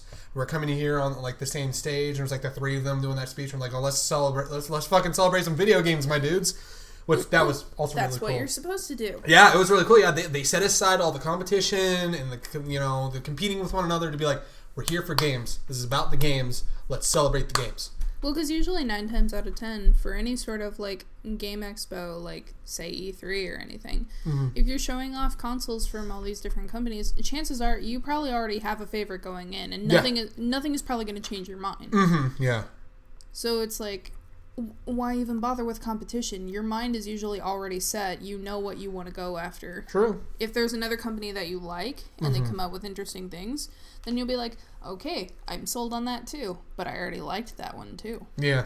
Like, for me, I'm just like, my favorite is always, Sony, because PlayStation. I've played more PlayStation games than any others, but Nintendo is really good too, because I grew up with Nintendo. I grew up with Nintendo. So those two are always going to be my go-to. During the Wii U era of Nintendo, I was really concerned and kind of just wasn't really too impressed with a lot that came out on the Wii U, which was sad because I was just like... The Wii, on the other hand. The Wii was great, and even though by technicality the GameCube was like a flop, GameCube is easily one of my favorite consoles of all time because there's so many... Yeah, Wind Waker, Mario Sunshine was really good. My favorite Metroid game, Metroid Prime. The whole Prime series is good, but Metroid Prime, the first one, like, I played that game so many fucking times. But, like, seeing what they've been doing with Switch, like, they've been killing it, I'm with you. I grew up with Nintendo. I still like Nintendo. I loved Sony. I was kind of with Sony in the PS3 era just because I like the 360 more than Microsoft did whatever the fuck they decided to do. And I only had 360 because of Sims 3. True. Well, let's see. I had 360 because like I played like I'm going to tell you, Call of Duty 4 Modern Warfare is easily one of the best shooters that has ever come out, and I still to this day fucking love that game. Yeah. I loved the Halo series, and I needed the 360 for Halo 3. I wanted to play things like BioShock. I loved Gears of War. It's like I played those games because those games were my jams. But then, Microsoft did what they did with the Xbox One, and I was very unhappy, and then I kind of became even more disillusioned with Microsoft, so I don't really pay attention to Microsoft anymore. Microsoft, like, I fell out of favor with them a long time ago when I had my 360 just because there were so many, like, Microsoft itself was really stupid just because, like, if you were... if you moved your Xbox, per se, from, like, one IP address to another, you had to go in, authenticate your account every fucking time. Yeah. So, like, whenever I was moving from where I used to live to someone else's apartment at the time. Right. Oh, yeah. Which will not be named. Yeah. I had to go through an authentication process each time I moved it. Just because the IP addresses were both different each time. And so they're basically verifying, it's like, is this really you? Are you sure? Are you sure? Are you really sure? Did you do the 20-step authentication in order to confirm your identification? And God forbid if you forget your password. Oh my God, yeah. I was ready to throw my Xbox out the window. Or for mine, where you couldn't access your old email address? Yeah, that was always fun. See, my thing was like, because I had my regular email address, and then I had like a spam email that I had set Uh-huh. up. I had forgotten which one I used. Oh, God. So whenever it says wrong password or wrong email, they don't tell you which one is wrong. So you have to Right. play a guessing game. Play a guessing game, yeah. And then you try to go log in online. And you have to play the guessing game again. Yeah. Because it doesn't give you any clues. And also that like, There's like a 2-step authentication thing that you have to set up. I got fucked on that one time. It's so ridiculous. My 360, That is 100% broken. Greg, that is 100% broke that down. Well, No, it's- hell. But no, it's just Yeah. like... Microsoft made me so angry. And I'm just sitting there like, I will never buy Microsoft game consoles after this. Ever again. My dad has a way that he plays the system that I'm not even going to say on the podcast because I don't want him to lose the ability to play the system. But it's fucking You'll have to say later. great. His fuck you Microsoft is so good. But yeah, going back to the whole Reggie thing. It's sad. It's the end of an era, but glad he's living on good terms. I'm gonna miss him on Direct. Same. Yeah, it's like on good terms and good health. Now we need to find the Reggie amiibo. We need a Reggie. We need the amiibo. Reginator. From the first time when he said from the first time I heard Reginator, I'm like, oh my god. He's very self-aware. He's always. Does First Edition have a Microsoft executive title? Yes. Yes, you caught him, Robit. He has a Microsoft executive kidnapped in his own home while he waits for his blackmail for 4 to 6 weeks. Yep, you did it. You found it, Robit. You figured it out. Case closed. Pack it up, boys. No, his is way more elaborate than like that. He actually has an uncle that works at Microsoft. my uncle works for Microsoft. Is it Bill Gates? No. No. Not that high up the chain. I'm actually going to pull an audible here for a moment. So while everyone's been lamenting on social media about Reggie leaving, there also has been some, if you can believe it, there's discourse on the internet, babe. Can you believe that there's discourse on the internet? Would you believe? At first I thought you were saying Discord, and I was like, really, babe? Yeah, no, discourse on the internet. But would you? Are you ready to believe this? Do you know that people aren't fans of PETA? I don't have anything to drop, dude. Do you? Wait. No. Can you believe that? Rest in peace, Metroid. Can you believe that people are offended by something that PETA said because they're a bunch of assholes that kill animals? Wait, hold on.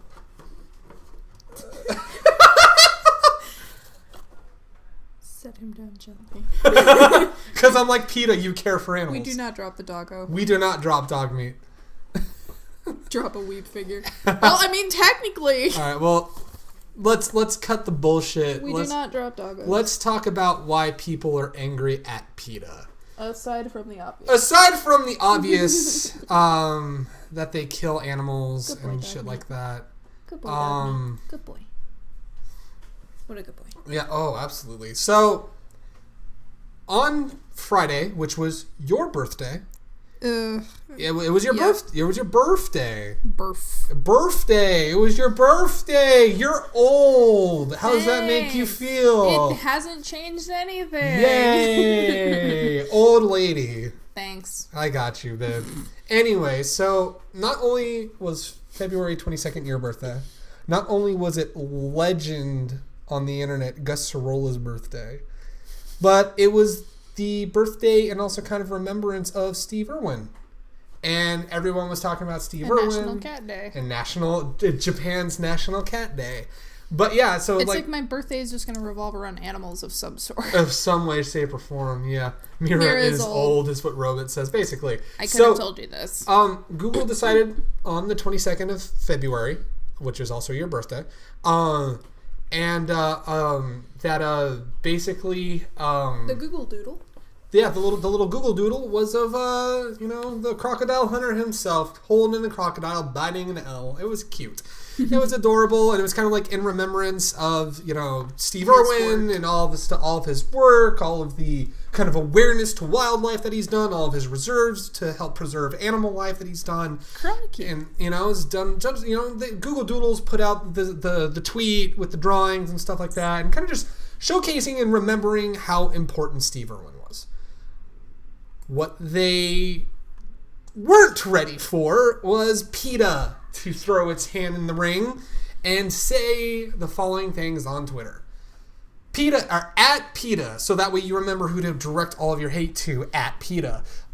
Steve Irwin was killed while harassing a ray. He dangled his baby while feeding a crocodile and wrestled wild animals who were minding their own business. Today's Google Doodle sends a dangerous, fawning message. Wild animals are entitled to be left alone in their natural habitats.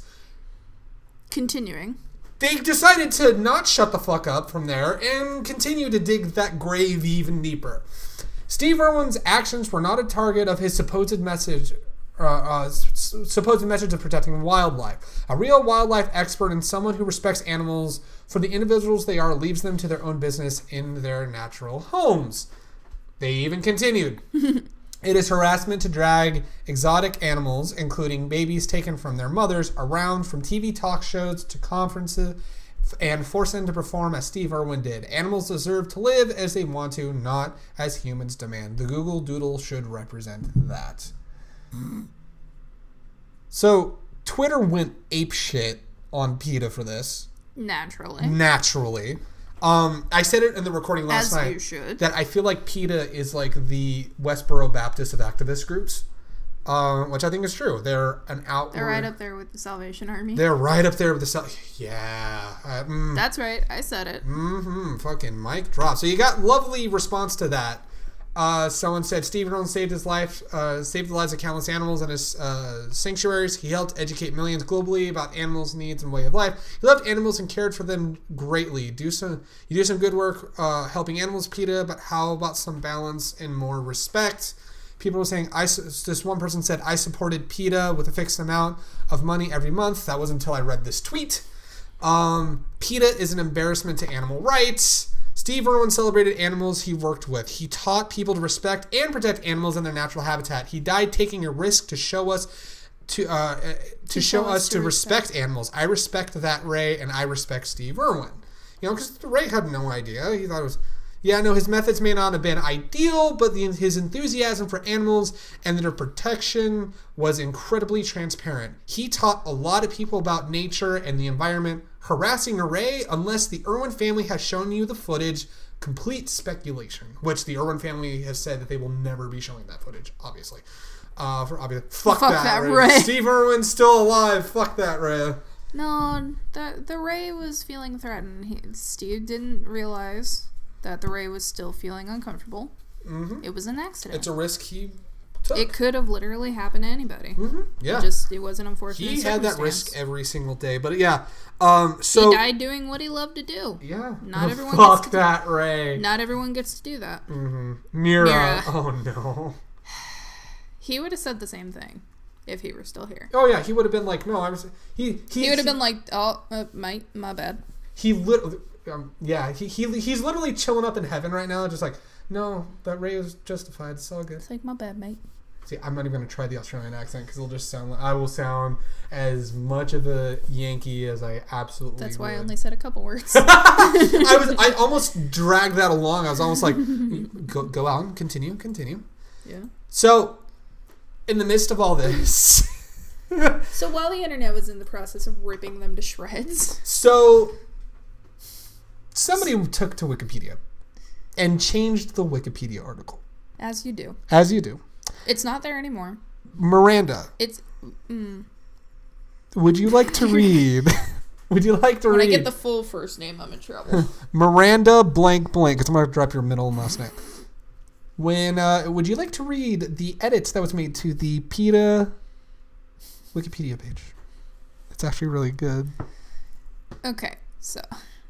Usually, I love the okay. So, usually when you go to a Wikipedia page for like a company or something, there's usually like a bio over to the right, kind of breaking down, summarizing what it is.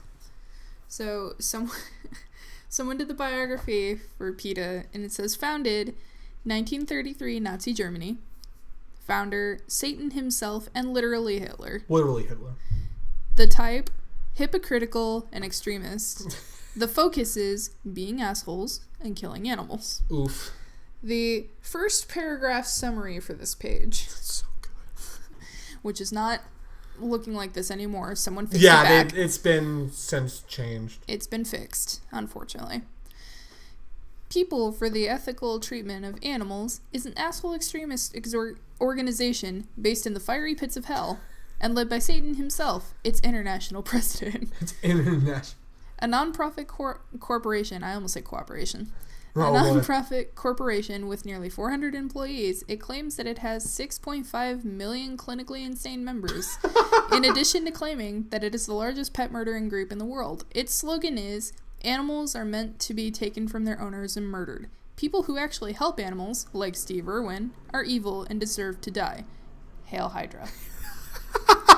The Hail Hydra gets me. It was literally the funniest thing I had read all that day. I mean, I'm glad to see some transparent journalism on PETA finally coming out. Like, The real news comes out. I've always Hail Hydra. Hydra. How do I say this? I've always had issues with PETA. Because PETA is just... When their statistics started coming out way back in the day, Yeah. I was just like, this is not the time to support them. I had a former high school friend, like he was like my best friend at the time. He bought into all that PETA propaganda. Mm-hmm. He became like he'd already become vegetarian, but he was on the track to becoming vegan. Mm-hmm. He bought in. He was given the DVD. You know the DVD. He's like, I'm never eating meat again. You know, fuck people who abuse animals. Da da da da. And it's like I had always had issues with PETA, and I couldn't explain it. It's like I don't know. Trust me. I've always been of the belief of The DVD. The DVD. Yeah, I've always been of the opinion of, you know what? I remember the DVD. Yeah, we all remember the DVD. Yeah. You know, I'm gonna say this. The way that those farms detailed in the DVD, like, that's fucked up and shouldn't be happening. The way that they're injecting hormones into our food, that shouldn't be happening. I totally am down to stop To not doing do that anymore. I'm totally down to just like, well, why don't we just do what we've done in the past? Take care of our... Well, no, like... No, I'm reading from... Anyways, who wants some hot dogs? Anyways. Oh my god. Who wants some hot dogs? Damn. You know how they say that you don't want to find out how the sausage is made? Ooh. I heard that in Hamilton. Oh, really? Well, there you go. But, like, I'm down to just, you know, if you have a farm, take care of your animals before you kill them. Make sure it's quick, you know. Make sure they're well fed and taken care of, all healthy, so that way you got healthy meat for healthy eating. That's just fine. Yeah, if you're not going to keep them as They're pets, if you're going to hardcore. view them as food. Their hardcore propaganda, it always bothered me. And then when the statistics about how many animals they kill, you know. And those aren't just farm animals. Those are like dogs, The thing cats. is, they're so against kill shelters, but yet at the same time, their shelters are kill shelters. It's like, that's hypocrisy, dude. That is probably literally the biggest kill shelter. Yeah. It's Quite just literally. their organization as a whole. Quite literally, yeah. It's, I don't know. It made me so happy to see that, because I was Old like, McDonald. so. But no, it's like as I said yesterday, there are 3 people primarily that you do not disrespect on the internet. For one thing, they're not here anymore, so that also takes it into perspective. You do not disrespect Mr. Rogers. No. You did not disrespect Steve Irwin. No. You did not disrespect Bob Ross. No. The only one of these that is still here is LeVar Burton, and you do not touch him either. LeVar Burton. Dude, LeVar Burton made reading... The only reason he's not named in the Holy awesome Trinity and is that he's still here. He's still here, and he's still helping people be educated and learn how to read, stuff like that. Like, some of my basic reading and some, like, old books I found out was because of Reading Rainbow. Like, he was fucking awesome. Good, yeah.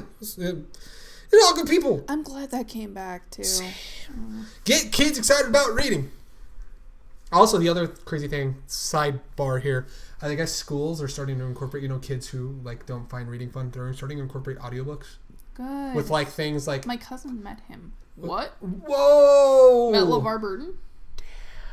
Isn't he going to be at WonderCon? I think so. He might be. Robit, WonderCon next month. LeVar Burton is going to be a guest there. Also, reading is boring. Well, I mean, if you don't want to read the traditional way, you can always do, like what Greg said, audiobooks. I wish this podcast was sponsored because that'd be the perfect transition into an audible.com read. We are not sponsored. We do not get sponsors. We are not. My cousin met him on a crew he was working on. Oh, shit. Nice. That's cool. That's awesome. Nice. But yeah, so fuck PETA. Yeah. Also, science books are boring. But also, we don't have to be sad about science anymore. Mm-hmm. So, for all of you who remember, the Curiosity rover sent that really depressing message. Was it? It's getting dark and my battery is low. I'm like, that is so emo. I'm so sad. That is depressing. And everyone, we were bawling. Everyone who ever cared about science at all, whether it was as a kid or now, or just like, no, Curiosity, how dare you? Well, or just had like some sort of weird attachment to a little robot that's just an inanimate object. An inanimate object, yeah. Oppie. Well, you don't need to be sad anymore because Curiosity is back. Curiosity is back and up and running. So you want to give the detail about this? Because you're the one that found this. Is why I want to give it to you. Okay, so we all know what happened. Like NASA reported that Opportunity, like they lost Opportunity for a while. Curiosity is already dead. Well then. According to... It says Curiosity. Yeah, according to JPL, after a reset, Curiosity is operating normally. No, it was Opportunity that passed away, I guess. Supposedly. But at the same time, Curiosity... Still, we can do science! Fuck Curiosity. No, Curiosity isn't dead anymore. No? They reset not dead Curiosity. Curiosity's not dead anymore. Opportunity is, I guess, gone. Cause I guess... So Opportunity was the one that sent out the depressing one. Yeah. Okay, whatever. I'm so glad we redid the podcast today. It's okay, we'll just cut this part out. No. I want our mistakes in here. But anyway, we almost lost another rover. Curiosity. So I guess Curiosity had been missing for a while. Yeah. Or like it had been interrupted. Fuck Curiosity. Oppie is cooler. Well, was cooler. Okay, we'll rip Opportunity, but still. But anyway, Curiosity is back. Not that it matters anymore, because apparently I was just talking about the wrong rover this entire fucking time. Oh my god. Here we are. We were gonna Not that it matters. I quit. Here we are. I couldn't remember the name of the one that died. I just remembered there was one that died, and I was just like, I thought that Curiosity was the one that had died, and I was like, oh man, it's great, we can do this. Yeah. Because the way it got shared on my timeline was, oh my god, it's back. So my head made it the connection that it's the same rover. Alright, whatever. Apparently I'm This stupid. is why we are not the science podcast. Apparently I'm stupid. I could have told you this. Somewhere, wherever he is right now, Neil deGrasse Tyson just got a fucking cringe feeling in the pit of his soul. It's fine. It's fine. It's fine. Anywho. Well, we're striking to that. Cut the feed. So I'm fired from the podcast. It's fine. Next time it'll be me and Greg.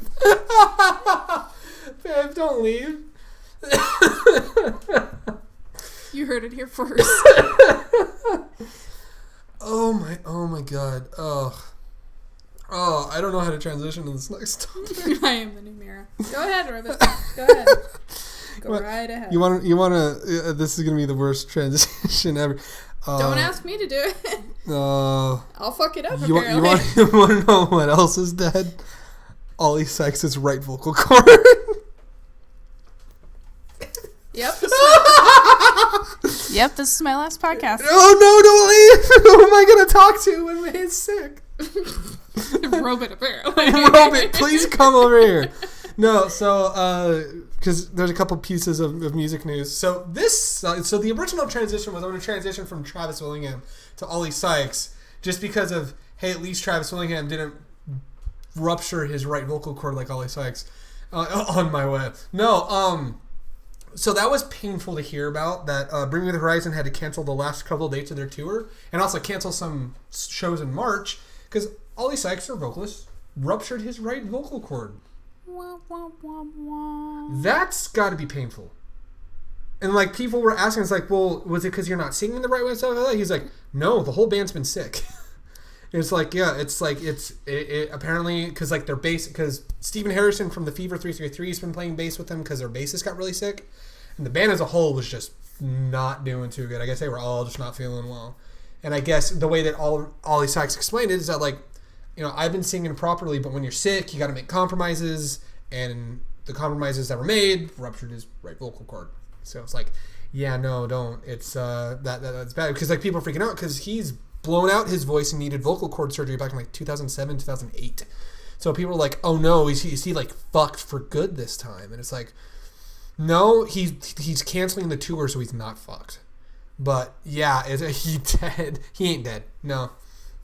Well, just his voice right now, because I would assume you're not talking much with a ruptured vocal cord. How painful does that sound to you, babe?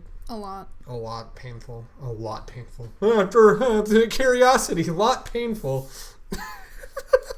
Hey, I was stupid as well, because I thought it was the same one as well. I did not fact check this shit. Anyway, so Oliver Sykes blew out his vocal cord. It's really painful. I just didn't know what you want to say about blown vocal cords. Because I know I shared this story with you a while ago and just like, yeah, no, he ruptured his vocal cord. That's very painful. What would you do if you had a ruptured vocal cord? Not be on the podcast, right? Exactly. Yeah, that's very true. I still love that Robert said he did. Every time I see that comment, I laugh. Another bit of music. I'm just going right into this one. So another bit of music news. This is one we can actually have some opinions about here. So recent interview with Mike Shinoda came out, and he said that it's, you know, that they're, because they've kind of been saying, yeah, Linkin Park will have a future. Yeah, there could be a future. I know Phoenix at the end of last year was like, yeah, we're going to continue with Linkin Park at some point. And in a new interview with Mike Shinoda last week, he had said, you know, while they're figuring out how, they're going to, like, they are going to continue Linkin Park. And there's been, like, speculations, like, you know, he's like, we could end up finding the right person to have a new vocalist. We can end up just continuing as the five of us. Like, we don't know how it's going to happen, but it is, he's like, it is going to happen. And he was talking about how, like, you know, he went out and did the solo stuff because he's like, yeah, the rest of the band just wasn't ready to go out yet. But he's like, yeah, it's like we're all musicians and we're all artists, and it's like it's killing us if we're not making art, we're not making music. And he's like, so we know it's like we're going to be back. We know the Linkin Park's going to be doing something. There's no, like, announcement of new music. There's no announcement that they're going to be doing anything on any sort of time frame. And then there was a follow-up that, like, apparently people saw this interview as an opportunity to try to send audition tapes to them. He's like, no, we're not looking for somebody new. We said that as an example that we could end up finding somebody new. We could just go on as a 5-piece.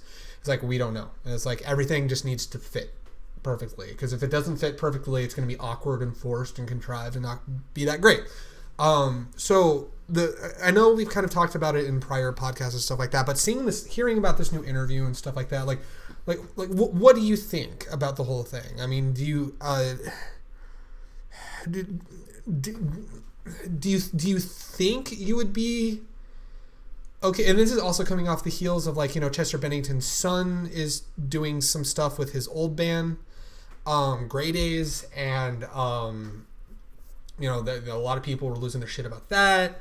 So it's just like, you know, this far, you know, at this point in time, you know, the initial grieving process has happened. All the questions have been asked. Mike Shinoda's been touring. He's still going to be touring. And then, you know, he's kind of been breaking out and doing a lot more of the Linkin Park songs from a wide array, which I know, like, for a while was still hard for him to do. And he's had Phoenix play shows with him a few times. And it's like, it looks like the band will be is wanting to do something like what do you think, just hearing about, like, Linkin Park continuing, and I guess to frame it another way, like, how do you think Linkin Park could continue? Just the way they are now. You say the way they are now. Yeah. Because I feel like trying to replace Chester would just be, I don't know, I don't feel like it would be fitting to try and replace him per se. Well, that was also, if I remember correctly, if I read it correctly, Mike said it's like like, I don't even feel, he doesn't even feel right, the rest of the band doesn't feel right calling it a replacement, because he's like, he's irreplaceable. You can't replace Chester. You know, that's why they're saying we could go as a 5-piece. We can we can find the right person that can, you know, step in, and they go from there. I honestly feel like just the 5 of them could make it work on their own. Mm-hmm. It's definitely going to be interesting with some of the older songs. I mean, regardless, the sound is going to be changing anyway. Yeah. Because unless they're just constantly sampling Chester's vocals for older songs, it's just not going to work trying to keep it the same, per se. I think it was about a year ago, like, Mike was doing another interview. Or it was on his press circuit for Post Traumatic. And his big thing was he was like, we don't know what to do because of how unique Chester's voice is. And if fans are going to be coming to the shows, they want to hear the old songs. And it's like, none of us in the band can hit that. And we don't want some schlub, just because he can hit the notes, up there in where Chester would be. I wouldn't want that either. Well, the thing is just like, they know that, but they're like, that's the conundrum, and I think that's probably why it's taken them so long to even do anything. It's just like, you know, what do you do? You know, it's like, it's tough. I feel like if it's the whole, like, if they want to hear the old songs, well, then tell them to go listen to the CDs. Tell them to watch the videos on YouTube. Yeah. Because nothing is going to replace Chester. They can't bring him back. Unless you want him sampling his voice every night for shows just for the old songs. Which that's something something they said that they had it's thought like, about. Well, unless you're doing that each time, you're not going to get the old songs back. Yeah. Unless you just find a way to change it without Chester. True. Like how Mike was doing for some of the songs. Yeah. Like, Numb. Mm-hmm. But just like... I don't feel like it would be right putting someone else in there, especially with how late in the game this band is, because they've been going for 10 plus years. They've been going since late weird. 90s, yeah. It would feel weird to change up now. Well, I think that's part of the reason why it would feel weird for them too. Like it would have to be like the right set of circumstances and the right person that would step in. If they were to go that route, if they even go that route. I also say this just in the regard of if they have someone else step in, fans are going to start pushing their expectations on this new person. Yeah. Be like Chester. Sound like Chester. Act like Chester. Mm-hmm. This guy is not Chester. Yeah. He would never be Chester. Mm-hmm. So it's like, you know, the fandom is going to push their expectations on this new person if someone was brought in. It's also really unique just because it's part of why I'm saying I hope they don't bring anybody in, because I don't want some people putting their expectations on this new person just because they expect things done a certain way. Mm-hmm. Yeah. Especially with a sound that's been this way for like over a decade. My whole deal is it's tough because it's tough because the unique thing with Linkin Park, there's a lot of unique factors to this.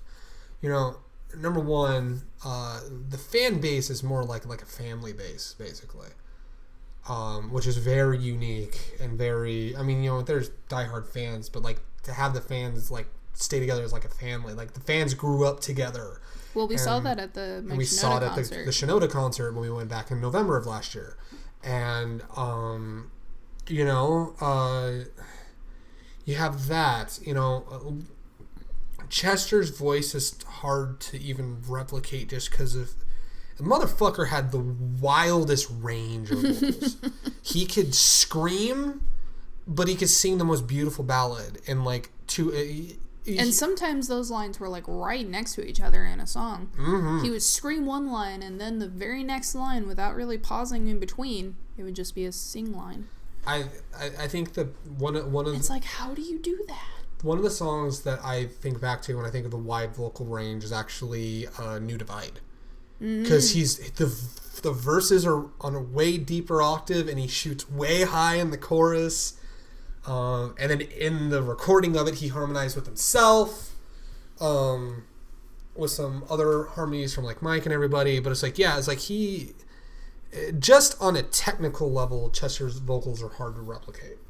You know, you almost have to do it your own way, which could potentially change the songs.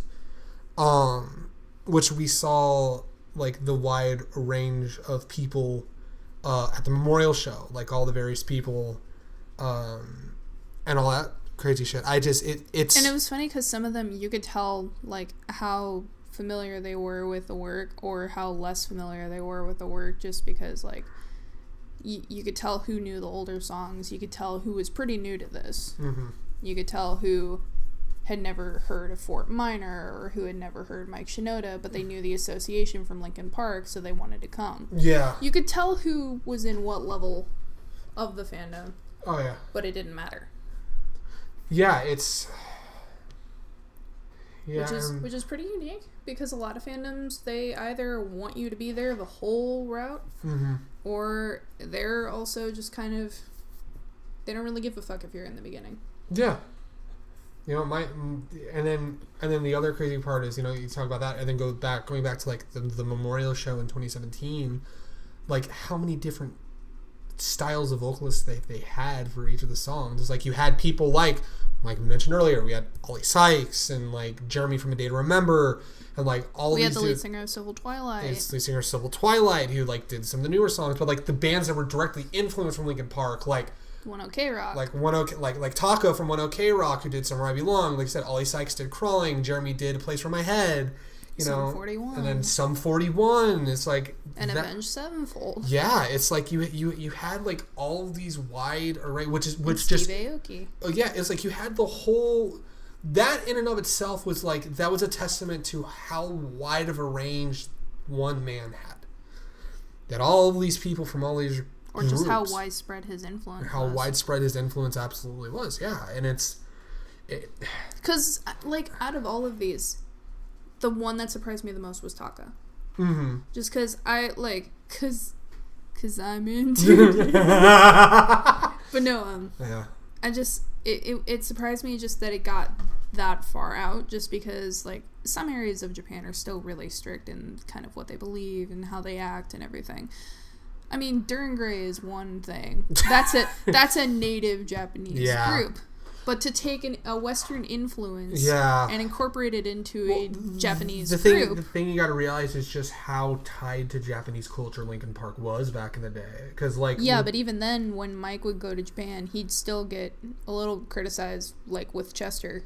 Just because, you know, Japanese... older men especially, they do not like people with tattoos or a bunch of piercings, which Chester had. That was both of those. Basically Chester, yeah. So anytime Mike and Chester went to Japan, they got frowned on a lot because of Chester's tats and his piercings, even though it had nothing to do with Chester's character. But like the kids that fell in love with, like the Japanese kids in like 2000 to like 2003 that fell in love with Linkin Park, like Taka, like just look at every single J-rock band that's come out recently. I'm willing to bet Linkin Park is somewhere in their influences. You know, I would not be among a wide array of like Japanese groups. Like Linkin Park's like somewhere there. You know, all of 1OK Rock. Why am I blanking on all the J-rock bands that are right now? Well, it's because there's a lot of them. Yeah, it's like it's also a lot of the ones we remember are older. Yeah, I'm trying to remember ones that are actually like newer groups. It's. But then, like, what was also surprising just with Taka is just how, like if there's anyone who could hit older songs, Taka proved that fucking incredibly with Somewhere I Belong. Mm-hmm. You know? But then, like, you look at how successful he is with 1OK Rock. And 1OK Rock, in fact, they're on tour right now. They're so good. Oh, yeah. I need to hear the new record. Apparently, the new record's really fucking good.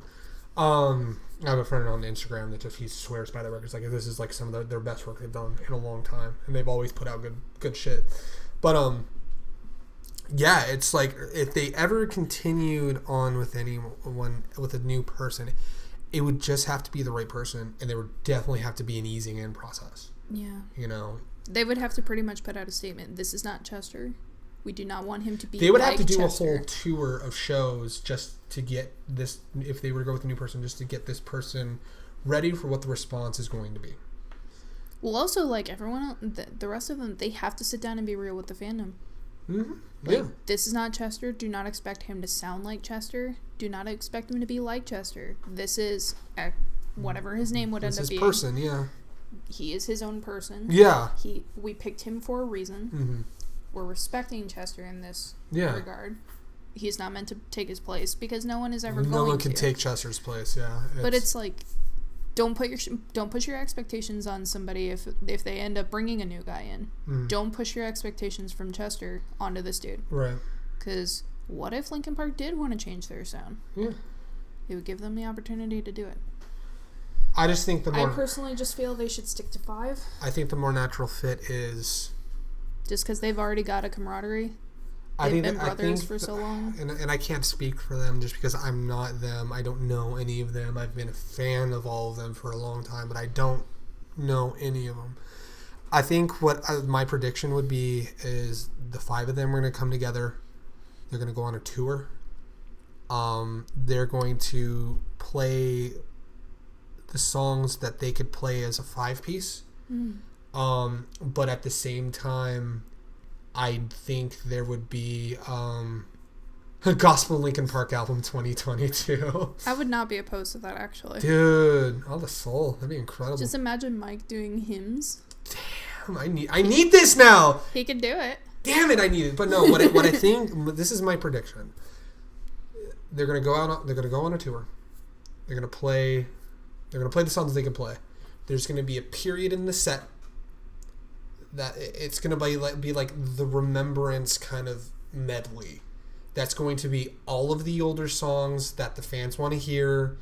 They're gonna trigger, because trigger means because this is a technical term. Because there's audio triggers that Mike can do, Joe can do, even people like Rob can even do it on his kit. To do audio triggers for Chester's vocals, and then like a medley of all the older songs that people want to hear that maybe they couldn't do without having a vocal sample for Chester. Or they just have a varied set, and any song that they would need Chester, they would sample the vocal. I think that's just... Or just have a video play during the show. Or video play during the show, kind of like what they did when they played with the audio of him doing New Divide. I think that's probably what they would do. X Japan did a similar thing for one of their videos. Right, yeah. Because the video for 4 from Software, yeah, they had their song, but they also had video of Hyde playing the guitar. Right, yeah. While they were doing the song. Mm-hmm. And like Hyde had, at that point, had been dead for over 10 years. Right. So it's not like he could just go in there and record the song with them. But they were taking like old video of him playing guitar on one of their other concerts and just playing it throughout the video. Right, yeah. And they had a guitar set out on the stage for him. Yeah. Which they do that for, I think, all of their shows. Yeah, makes sense. Yeah, but well, you say that's what they did when Slipknot first toured after Paul Gray died. They had the mask and the jumpsuit standing up with a big, I forgot what number he was, but like his number was like as like a backdrop as like the set, or on the set, and they had a touring bassist, but he was backstage. He was backstage playing bass for the band, and which actually the guy that toured on that tour, he was a former guitar player from like back in the 90s. Mm-hmm. So, and I'm willing to bet that Linkin Park's gonna have the microphone there with the spotlight there most likely. The only other thing I can think of is because I know that Mike does this at every one of his shows, they could play the old songs and just have the crowd sing. Yeah. Which that's because they did that for in the end. Mm-hmm. And was it Numb? Yeah, at the Memorial show they did that for Numb. But I mean for our show. At our show, yeah, we got Numb in the end. But also at the Memorial show, Numb was just without any vocals, which everyone ended up singing. And then in the end, they had the crowd sing. So they could do it like that, So I don't know. I think that's what they would do. I think that'd be something that I feel the fans would be most accepting of. If they ended up with a new person, it would absolutely have to be the right person with the right set of circumstances, which Mike has straight up said that's the only way if we had a new person that it would be the right person, the right set of circumstances. So, just gonna make TLDR, not an open audition. Yes. So stop sending them your audition tapes. Stop sending the audition tapes, my dudes. Do not. They're not looking for that right now. No. They may not ever be looking for it, but right now they are definitely not. That's how you immediately get blacklisted from ever contacting them ever again. It's like this is not your time to shine. This is how you get put in the spam folder? Yeah, yeah, basically. Yeah, it's just wild to think about those. It's already been, if you can believe, it's already been over a year and a half. And I mean, they're going to be moving on eventually. There are people like M Shadows from Avenged Sevenfold that have said from the beginning they have every right to continue. which he's one to talk because, the Rev. So, yeah, it's like, they have every right to move on. Keep going, yeah. And but just at a pace that's right for them and what they decide to do. No one's rushing them. I think that's no one important is rushing them. That's the thing that I've also noticed as well. So, like, the mass amount of Linkin Park fans just keep saying, take your time. If anything, I see more people looking at Mike and going, where's more Fort Minor? Yeah. That's about the only complaint I see. Yeah. But I mean, Fort Minor... And he's also addressed the people that have accused him of being greedy and just going on a solo tour, because he addressed the whole thing of, I went on a tour and I put out a record because my grieving. The rest of the guys weren't ready to get back on stage yet. I needed to, because my performance anxiety needed to be confronted. Because if I didn't do this, I probably would never be able to get back on stage. And he knows how much he loves music and how much he loves to perform. So it's like...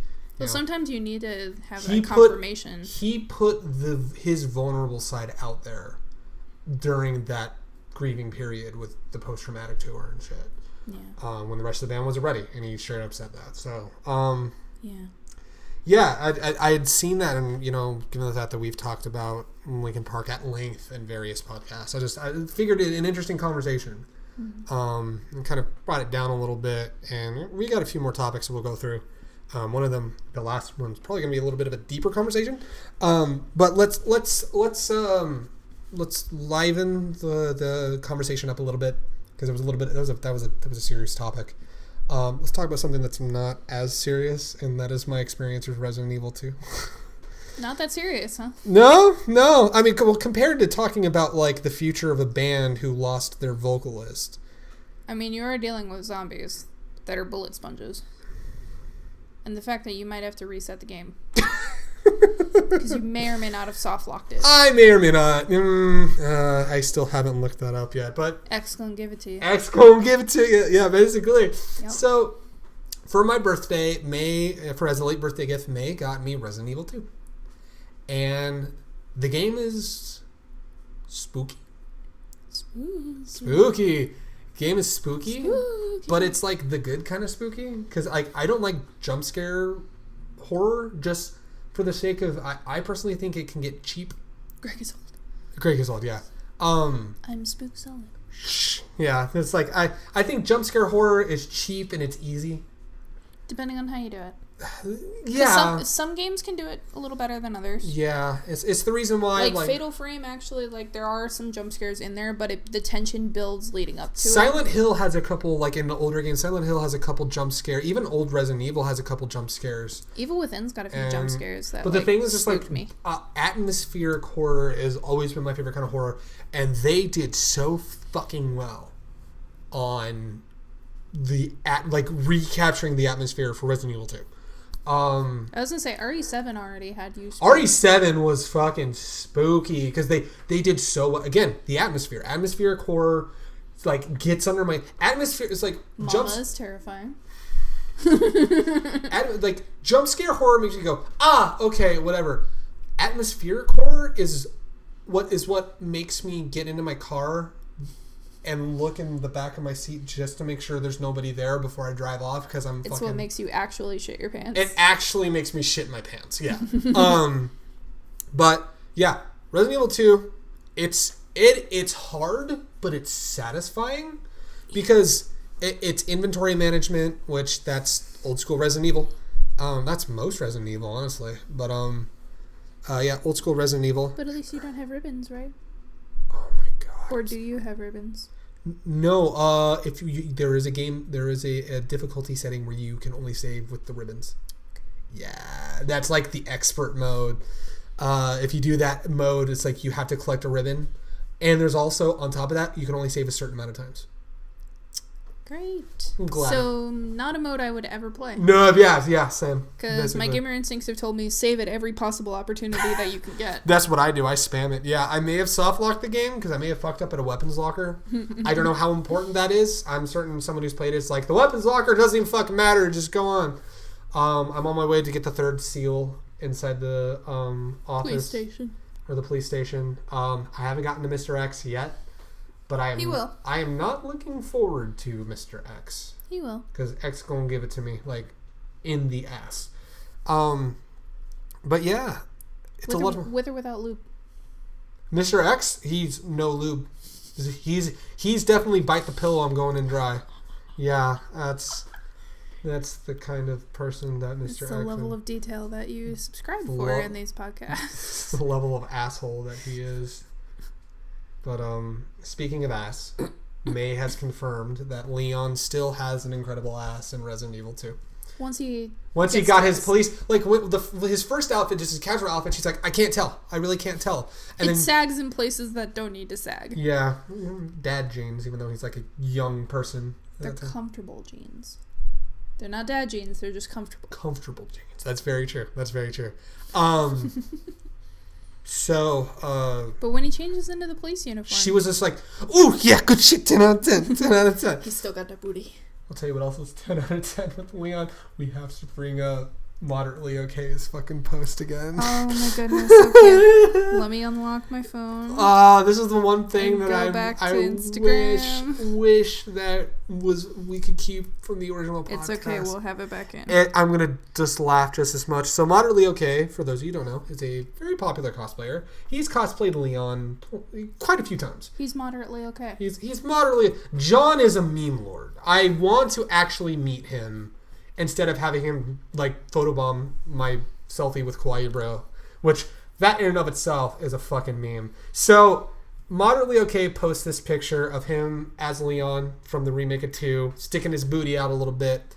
And, babe, what is the caption?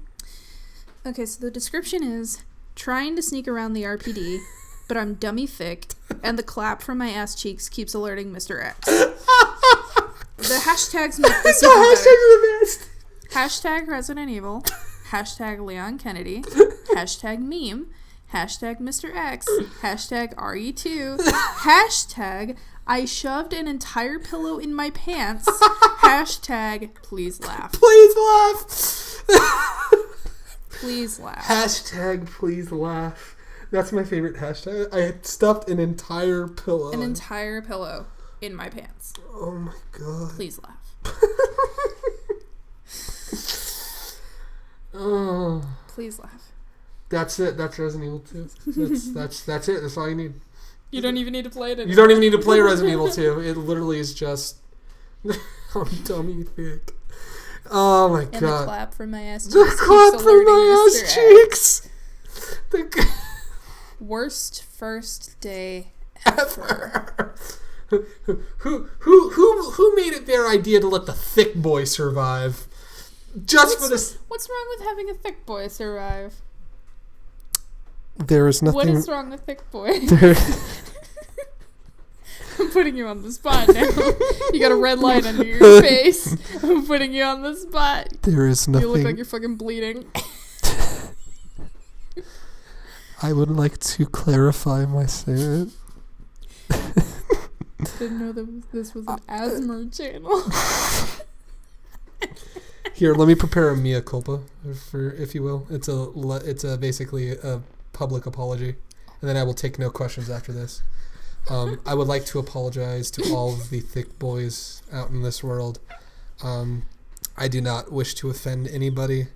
Thick boys will always be good boys, and you guys' hard work is incredible. The original intent was just because having your ass cheeks clap when you're trying to sneak around doesn't seem ideal for the situation that you are in.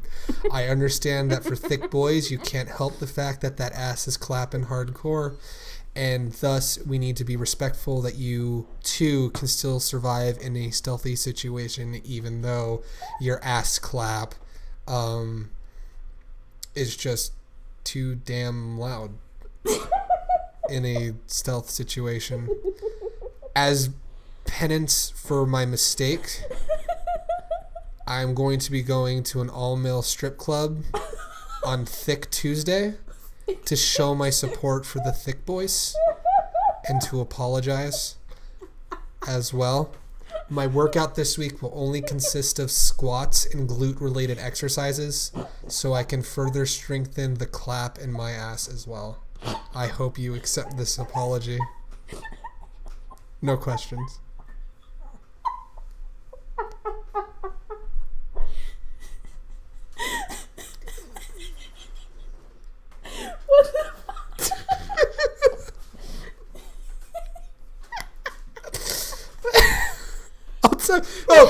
hey, I got an actual transition. Speaking of thick boys.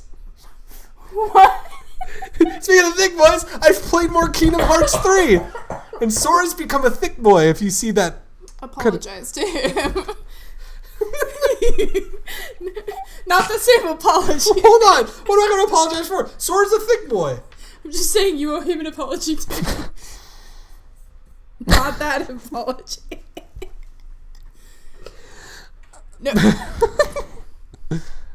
I'm going to read this statement and then not answer any questions. No. This is the way you got to structure these. No.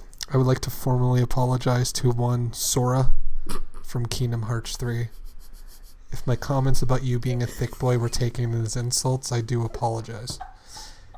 As per my prior mea culpa about thick boys in general, there's nothing wrong with it. It was actually a compliment because of the way that they drew Dadass for the title screen of Kingdom Hearts 3. As reparations for the situation at hand, I will go back to Arendelle and I will actually enjoy myself this time around, even if I have to fake it, just to show there can't you, be any faking it. just to show you that I do still truly care and I am sorry. No questions.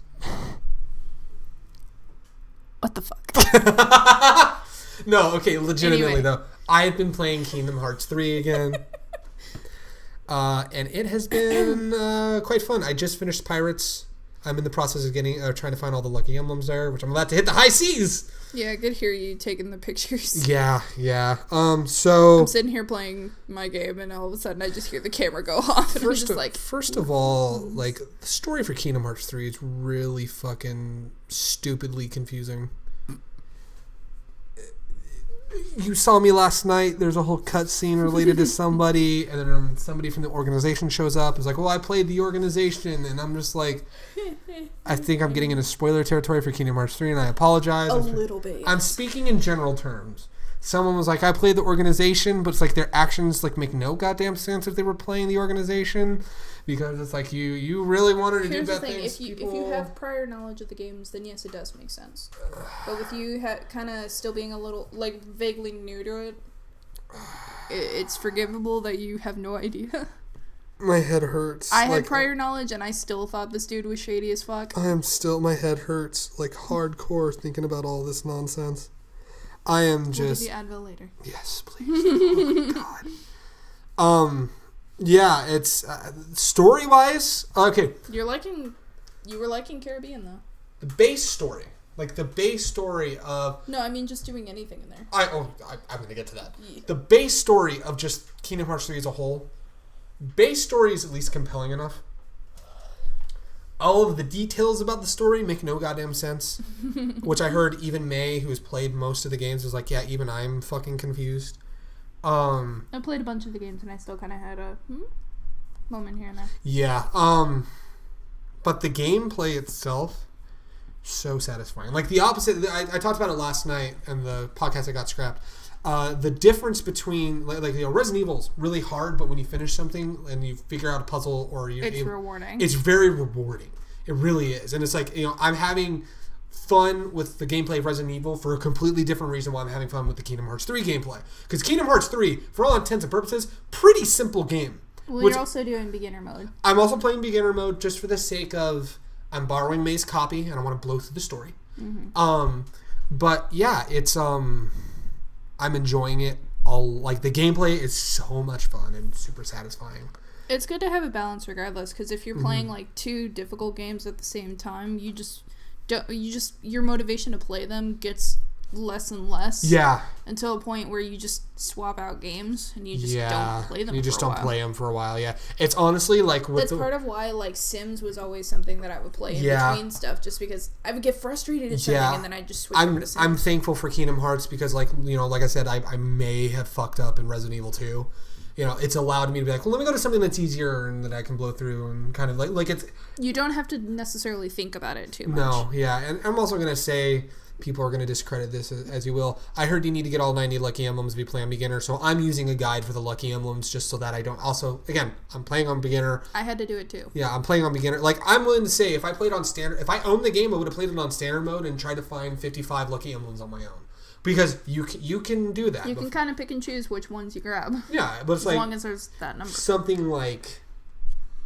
I would assume it's probably about like half of them. Yeah, something like trying to find all of them, however. Because on the highest difficulty, you only need to find a few. Like 30, if I remember correctly. Yeah, like hardly any of them. Which you can, even if you're just playing the game and not even looking for them, you can easily get 40. Yeah. Yeah. There's some of them that are so obvious that it's just like, oh, there it is. Yeah, you're looking at it, it's just giant Mickey Mouse. You're like, oh, cool. But yeah, I'm having fun. Specifically, I never want to leave the Caribbean. You're gonna have to. I don't want to leave the Caribbean. I mean, I know. You gotta get to San Francisco. I know. At least I'm leaving for another great place for San Francisco, but the Caribbean was so fun, though. It reminded me a lot of why I loved Assassin's Creed 4 Black Flag, because of going around and doing all the ship stuff and defeating all the warships and collecting the sea shanties and stuff like that. It's like in Kingdom Hearts, like Sailing the Seven Seas is so much fun. I was like, oh, being a pirate's a lot of fun in video games. Who knew? It's fun times had by all. But yeah, all I need to do is just get all the lucky emblems in Pirates, which I'm about to hit the high seas. And see, for me, Kingdom Hearts, like, as much as I love San Francisco and the Caribbean, Twilight Town is still my favorite. Mm-hmm. Going back there, and as many times as I had to go back there, but just even that first time, even though you're only exploring, like, the main area and then the woods, that's still, like, it brought me back to 2. And it was just, like, it made me so fucking happy hearing the music again. Right. Seeing Hainer Pensinolette again. That was cool. Like, that was seeing, really cool. Like, the tram common area. Like, all the details that they've put in there now. All the, like, people that are in there now. The dialogue is all spoken. There are no speech bubbles that pop up for NPCs. Yeah, that's the coolest part. I was just like, oh my god, they put so much love into Twilight Town. And from what little that you can look at this time around, just, like, even then I was blown away. That's cool. Because they've done so much to the town just in that little area that you can look through. Right, yeah. You've got the sewers in there now that you can go to transition between the town and the woods. Because, like, in 2, when you go into the tram common area, there's a hole in the wall that you go through and you're in the woods. Right. Now it's like you have to go through the sewers. Go through the whole sewer system, yeah. The hole is gone and everything. It's just, there's so much detail being put into Twilight Town that I was sitting there like, that was kind of like my basis of, this is going to be good. Because after Olympus, I was just like, okay, they came back to their roots. Nice. It looks so good. I'll definitely and then say further on, it was even more. I'll definitely say I'm feeling the lack of Final Fantasy even more as the game goes on, because we talked about it last podcast. Is that, like, you know, the lack of Final Fantasy is definitely apparent, and I'm going to say that I am with the vocal majority that I personally think it does take away from the game. I know that Nomura wanted the game to stand on its own without any help from Final Fantasy. I think he just mainly wanted to try one of them that didn't rely on Final Fantasy characters. It's just the original build of Kingdom Hearts is it was Final Fantasy and Disney, and then the original characters. You know, but I also get it from a storytelling standpoint. Like, there's a lot of storylines. There's a lot of original characters. Like, you have all of the Organization 13. You have, like, the main trio from 1 and 2. You have, like, Hainer Pensinolette. You have, like, Terra Aquaventus. Vanitas is lingering around. Roxas is associated at some point. Like I said before, all of Organization 13's in it. Roxas Axel Xion. Roxas Axel Xion from 358/2. And yeah, it's wild. Like I can get, like, understanding that there's this big scope and a lot of, like. But here's the thing: we do have the Moogles still. We do have the Moogles. So those are still there. They never left. Moogles are so cute. My thing is basically just, like, the characters that were already introduced in 1 and 2, their storylines are more or less done. Cloud's whole thing with Sephiroth, that's never going to change. Yeah. Tifa going to look for Cloud, that's never going to change either. She's always off looking for him. Zack's whole thing, Auron's whole thing, in the games, they're done. What about Leon? I know Squall, but... Well, I mean, he was running Radiant Garden with Aerith. So, I mean, him and Yuffie were. So all 3 of them were basically done. I would have liked to have just have them at some point.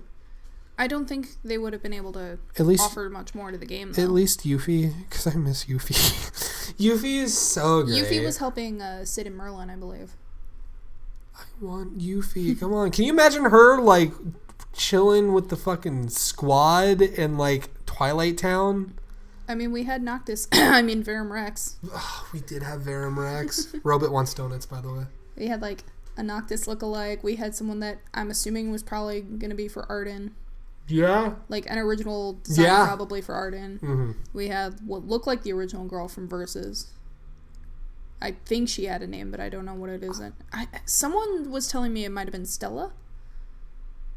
I'd have to look at all the original Versus stuff that first came out.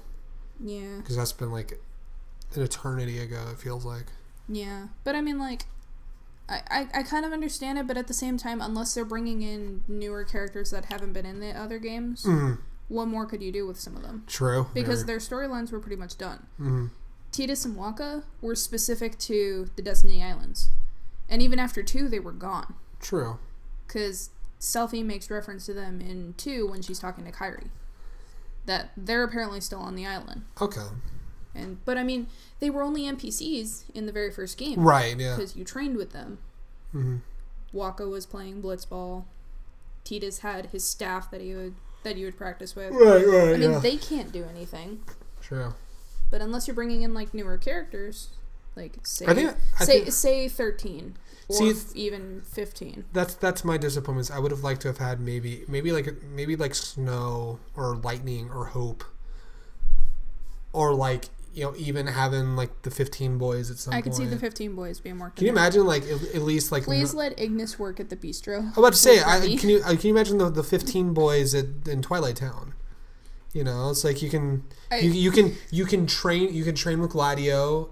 Prompto would have been perfect with the gummy phone. Yeah. You know, he just tells you, like, photography tips. Yeah, it would have been so cool. Like, or you, like, have a contest to see who takes the best photos. A little mini game. Or what if Prompto was the one that gave you the photo missions? Oh. Yeah, but the Moogles were cute too. The Moogles were cute, but I'm just saying this, like, you could have had, you know, that. Although I will say Ignis probably would not have appreciated Remy pulling his hair. Probably, yeah. He's like, I know how to cook already. Yeah, right. Do not touch the hair. They would definitely. Ignis is just indignant. Yeah, Remy helps you cook, but Ignis is the one that gives out the recipes. Could be, yeah. Or he just oversees the bistro. Yeah, very true. That would have been... See, that would have been... Because, like, Remy could help Sora cook the food. Yeah. Ignis could, like, either inspect the food or he could just, you know, run the place. Mm-hmm. Not Merlin. Scrooge could just profit off of everything because he owns the bistro. Yeah. It would have worked. It would have... Yeah, I don't know. I'm definitely just going to say... I will say it sucks not having them in there. I just wish... But there's so many storylines. I wish we would have had just some sort of Final Fantasy representation in it. But, like, aside from that... We did. We had Verum Rex, which called back to Versus. We did have it. My head hurts even more. I need, like, the whole rest of the bottle of Advil at this point. But, It's okay. When you get the secret ending, you'll be happy. Aside from that, though, like, the game itself plays well. I'm having a lot of fun with that. And then, like, the individual stories, aside from Arendelle, are a lot of fun to play. I'd say, even setting aside my hatred of the movie Frozen, which people are sitting there saying, oh, I bet you liked it when you first watched it, and you just got on the hate bandwagon, to which... No, he didn't. My thing is, the first time I watched that movie, I said, this is ungodly, like... mediocrely bad. Like, this, it wasn't even like so bad it's good. It was just, I fucking hated that movie. I will admit, part of it was probably people hyping it up, so my expectations were set high. And then even if but I still believe, even if I didn't have expectations, I probably would have just been like, eh. We'll compare it like this. Say you were, because how much hype did Big Hero 6 have for you? I was personally excited for it because I liked the But the hype style. surrounding it. Was it as big? No, it wasn't. That's probably why. Yeah. Because there was so much hype for Frozen. Yeah. That you went in there expecting something and you got let down. Admittedly, part of it is, admittedly, and I'll say this to people's credit, admittedly, it's partially on me because I have a very strict thing. I have a very unique mindset when it comes to hype culture, and that if something is super hype, I go in with heightened expectations, and I'm very critical. That's why there's certain things that Disney is shit. But that's why there's certain things like, okay, I'm going to tell you this. Here's another prime example. I've never seen the series Firefly.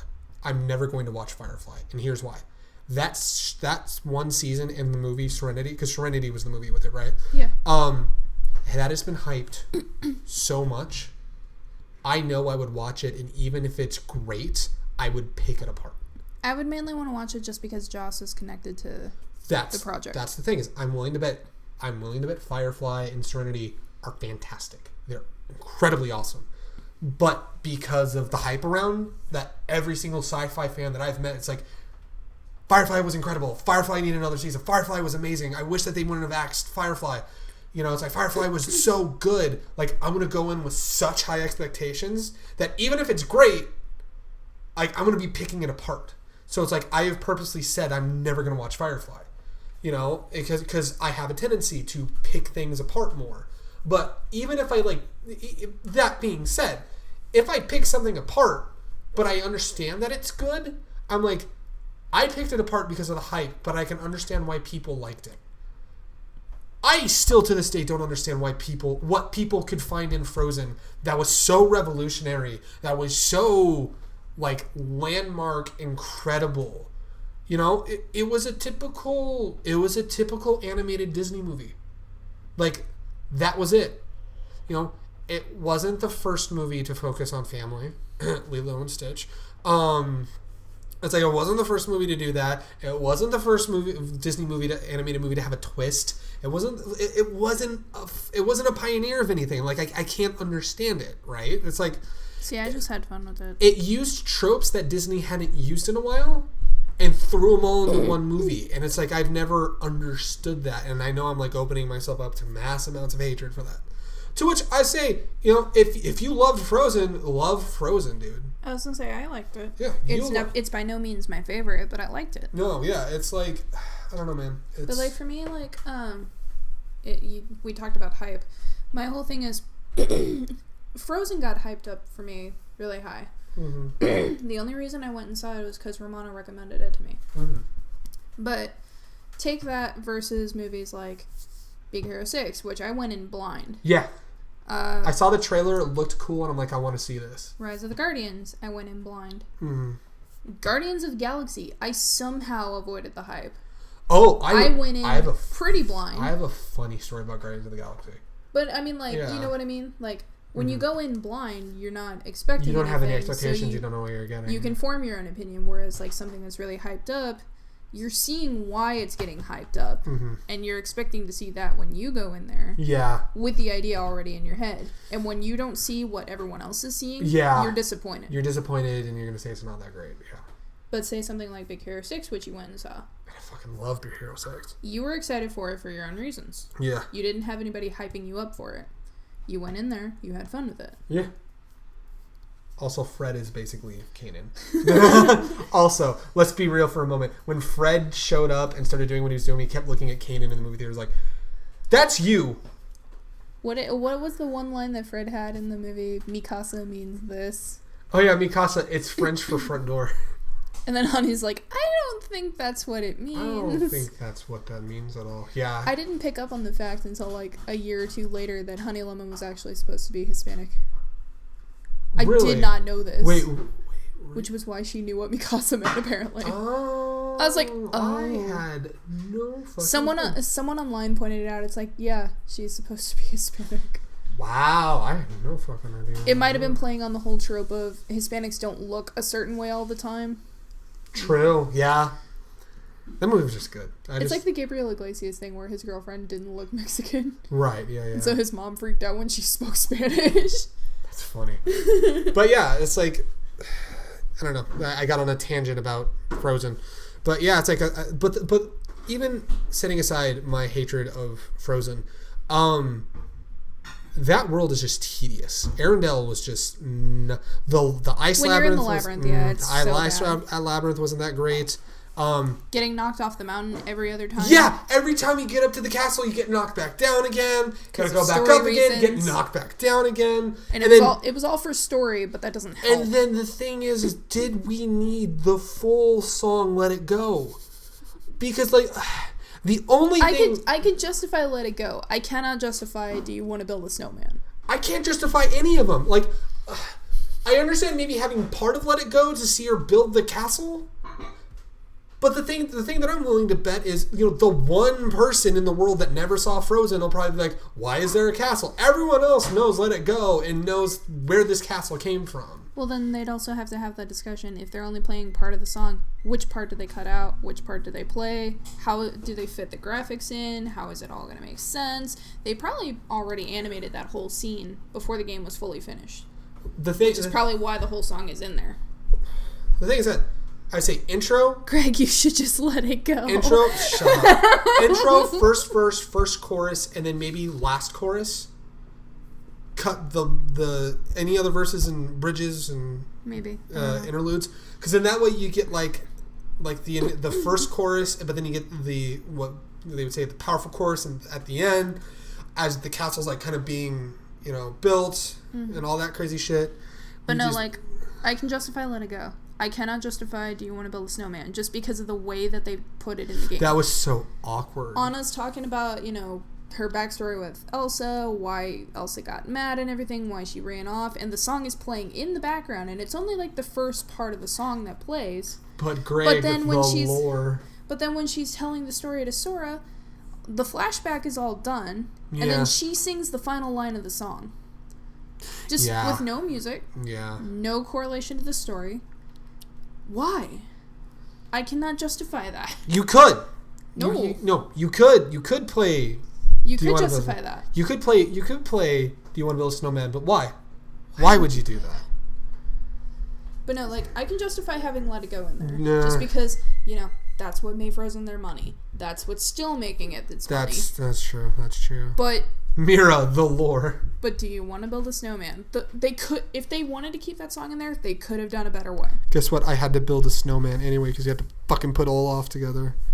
But yeah, like, they could have worked that song in naturally without the awkwardness that was that whole scene. The whole scene was so awkward, yeah.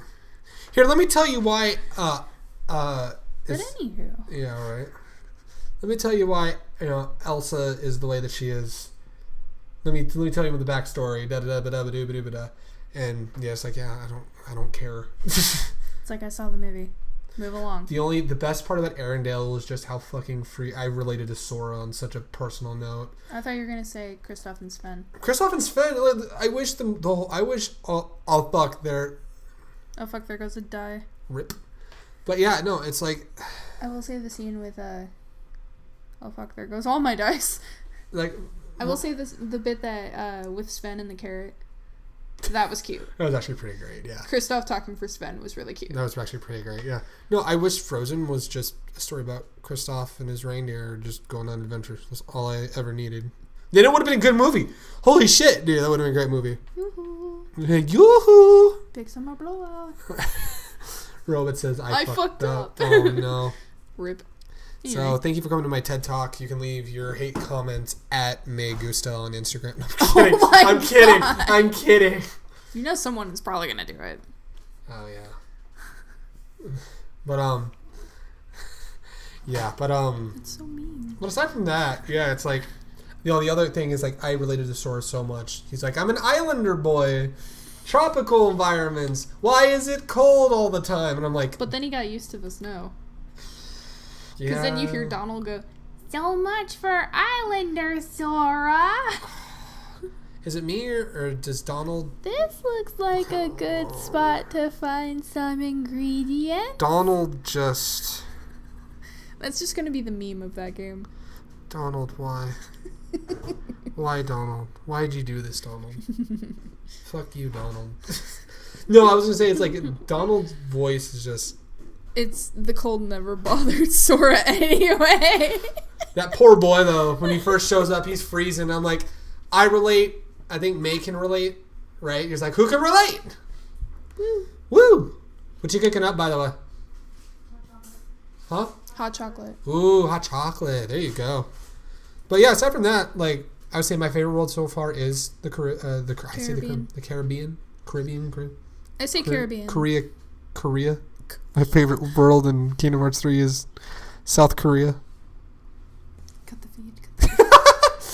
I was gonna say, yeah, you get to dance with BTS there. It's pretty great. No, okay. I legitimately wish that you could have that they used Marvel or Star Wars properties. Because can you imagine this fucking nerd Sora on a fucking X-wing? Like in a fucking X-wing? Don't give him any ideas. He's already got a gummy ship. Oh my god! No. Oh no, even better. Can you imagine Sora in Wakanda? No. Yes! No, I say this just because Sora might be unintentionally racist. No! Because he asks really stupid questions no matter where he goes. No, okay, listen. They would do the writing to where he'd be like, wow, this culture's so cool. Like, how do you do this? How do you celebrate that? Like, he'd be like infatuated with the culture. Sora would say something stupid. Goofy would just like kick him in the knee. No, okay. You've heard of nunchuck? Now get ready for nunchuck. Nunchuck. Fucking Sora is a racist confirmed. No, Sounds racist. Yeah, just a little bit. No, the legitimate though, like the one that I wish that they could do is if they had a Guardians of the Galaxy world. Oh god. That would be the fucking best. That would be awesome. But yeah, can you imagine if Spider-Man got thrown in there somehow? Oh no, remember we said Spider-Verse would be good too. Yeah. Because that makes a lot of sense. Well, I mean... God, put that timeline in the Kingdom Hearts Spider-Verse games. timeline into the Kingdom Hearts franchise. Whoo, boy. As if it wasn't confusing enough, now comes Spider-Verse. Well, the thing, though, is that then technically Post Malone can now have a song in a video game, too, because I'm certain they would sample Sunflower. I'm in. I'm in. There you go. I got all the dice back. Good job, Oh, Robin. good job, Robin. Yay. Good job, Robin. But, yeah, so... Everything is fine. Oh, good. Yeah. Good job. 10 out of 10. So, well, I've been playing Kingdom Hearts 3 and Resident Evil 2. You just started playing because I got you a game for your birthday. Mm-hmm. You've been playing Pillars of Eternity. How has that been? There's a learning curve. There's a very steep learning curve. Very much have not played a game like Pillars of Eternity before. No. I literally, when you were making your character, I'm like, this is literally D&D, the video game. It is. Yeah. It doesn't help that Matt is in this game. He is very much in this game. And I hear him, like, using one of his NPC voices for the character that he's introduced as. And I'm just sitting there like, God damn it, Matt. Which voice? Is it his Scottish? It's kind of like an Irish. Oh, he's sounding. Irish. What is your favorite Keyblade? Oh, the one. Just in all the games or just 3? In 3. Roll to Seduce. Anyway, answer your question and then we'll answer his question about favorite Keyblade from KH3. Well, no, my question for that is which key, like, are we... For 3. For 3. Oh, okay. God, okay. I would say my favorite's probably I've been using Favorite Deputy for a while, but I just finished in the Caribbean and I started using that Keyblade and fuck me, that Keyblade's great. I almost want to go through the process of the Ultimate Keyblade, but I know May eventually wants her game back, so I want to give it back to her at some point. Well, she wants it back mainly just to find the extra poses for the gummy phone, yeah. Frozen 1 is mine. Ooh, okay. Oh, there you go. Mine is, oh gosh. Now, see, if this were in all of the games, I would have 2 favorites, but for 3 specifically, the one I maxed out was the Caribbean one. Mm-hmm. Just for some reason, like... That's the one you got, yeah. Well, because, like, by the time I got that one was my strongest Keyblade. Yeah. So I just kept upgrading it, and I maxed it out. I upgraded the shit out of Favorite Deputy, so that's why I was using it for I like the 100 Acre Wood one, though, too. 100 Acre Wood one's pretty great, That's super cute. Yeah. Splash honey everywhere. It's so good.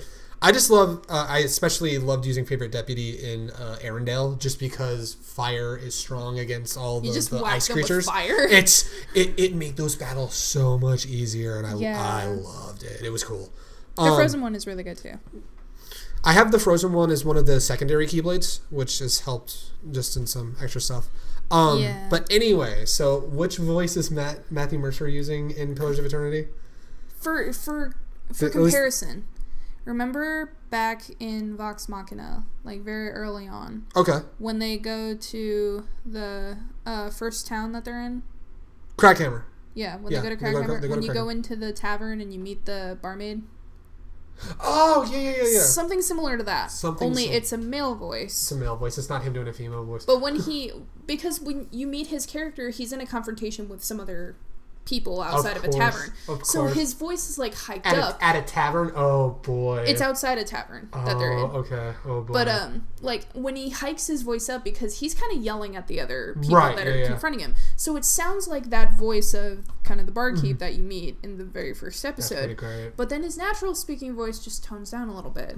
It's still got that accent, but it's very much a male accent. Very much Matthew Mercer. So it just bounces from, like, something along the lines of how we do Jacksepticeye. Top of the morning to you laddies! And then it just drops down to something normal for him. Something, like, sounds It was the funniest thing ever, because as soon as I heard that yelling, I was like, is this Matthew Mercer?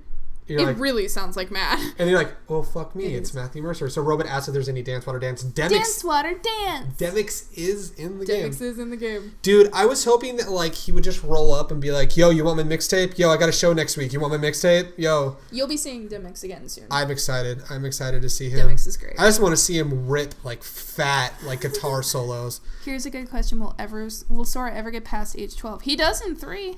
He's like 17 or 18 now. He does look. He's going to have a baby face for. That's just what he looks like. Well, I mean, you can tell he's older because he sounds different. He sounds different, but he still very much looks like he still very much looks like a child.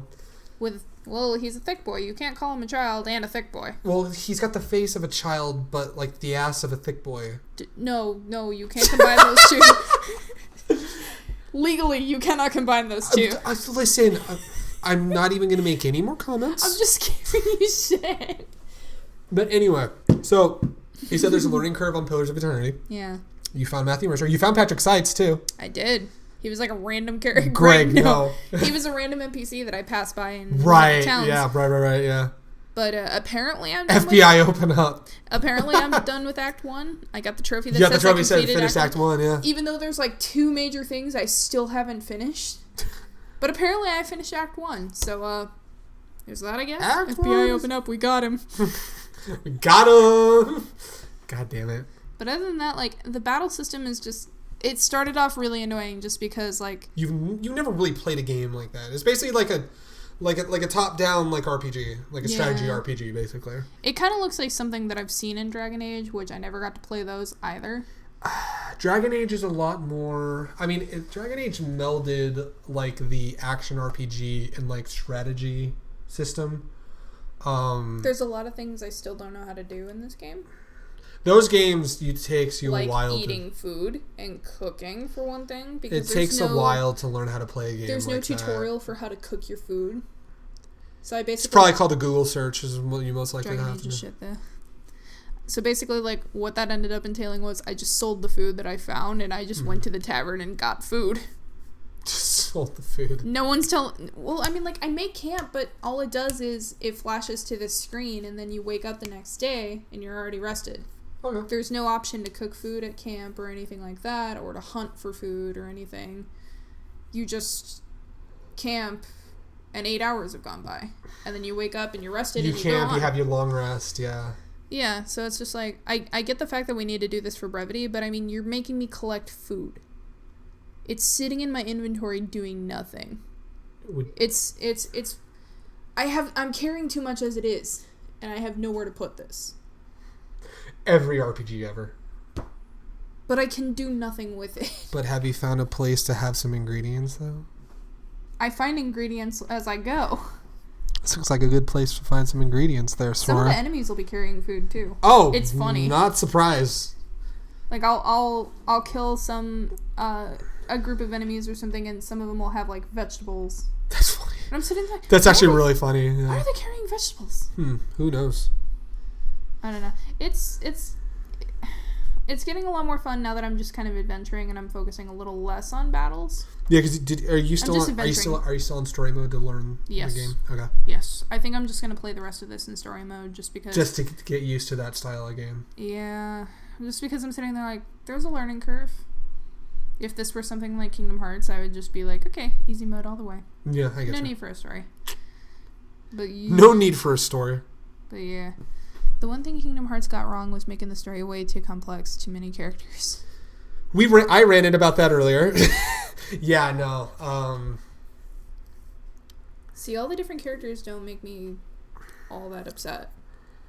It's just the way that I everything's like all the incorporated. characters. Unlike the convoluted story of Kingdom Hearts, I'm assuming... Oh, no, you said that you're doing a lot of reading in Pillars of Eternity, too, babe.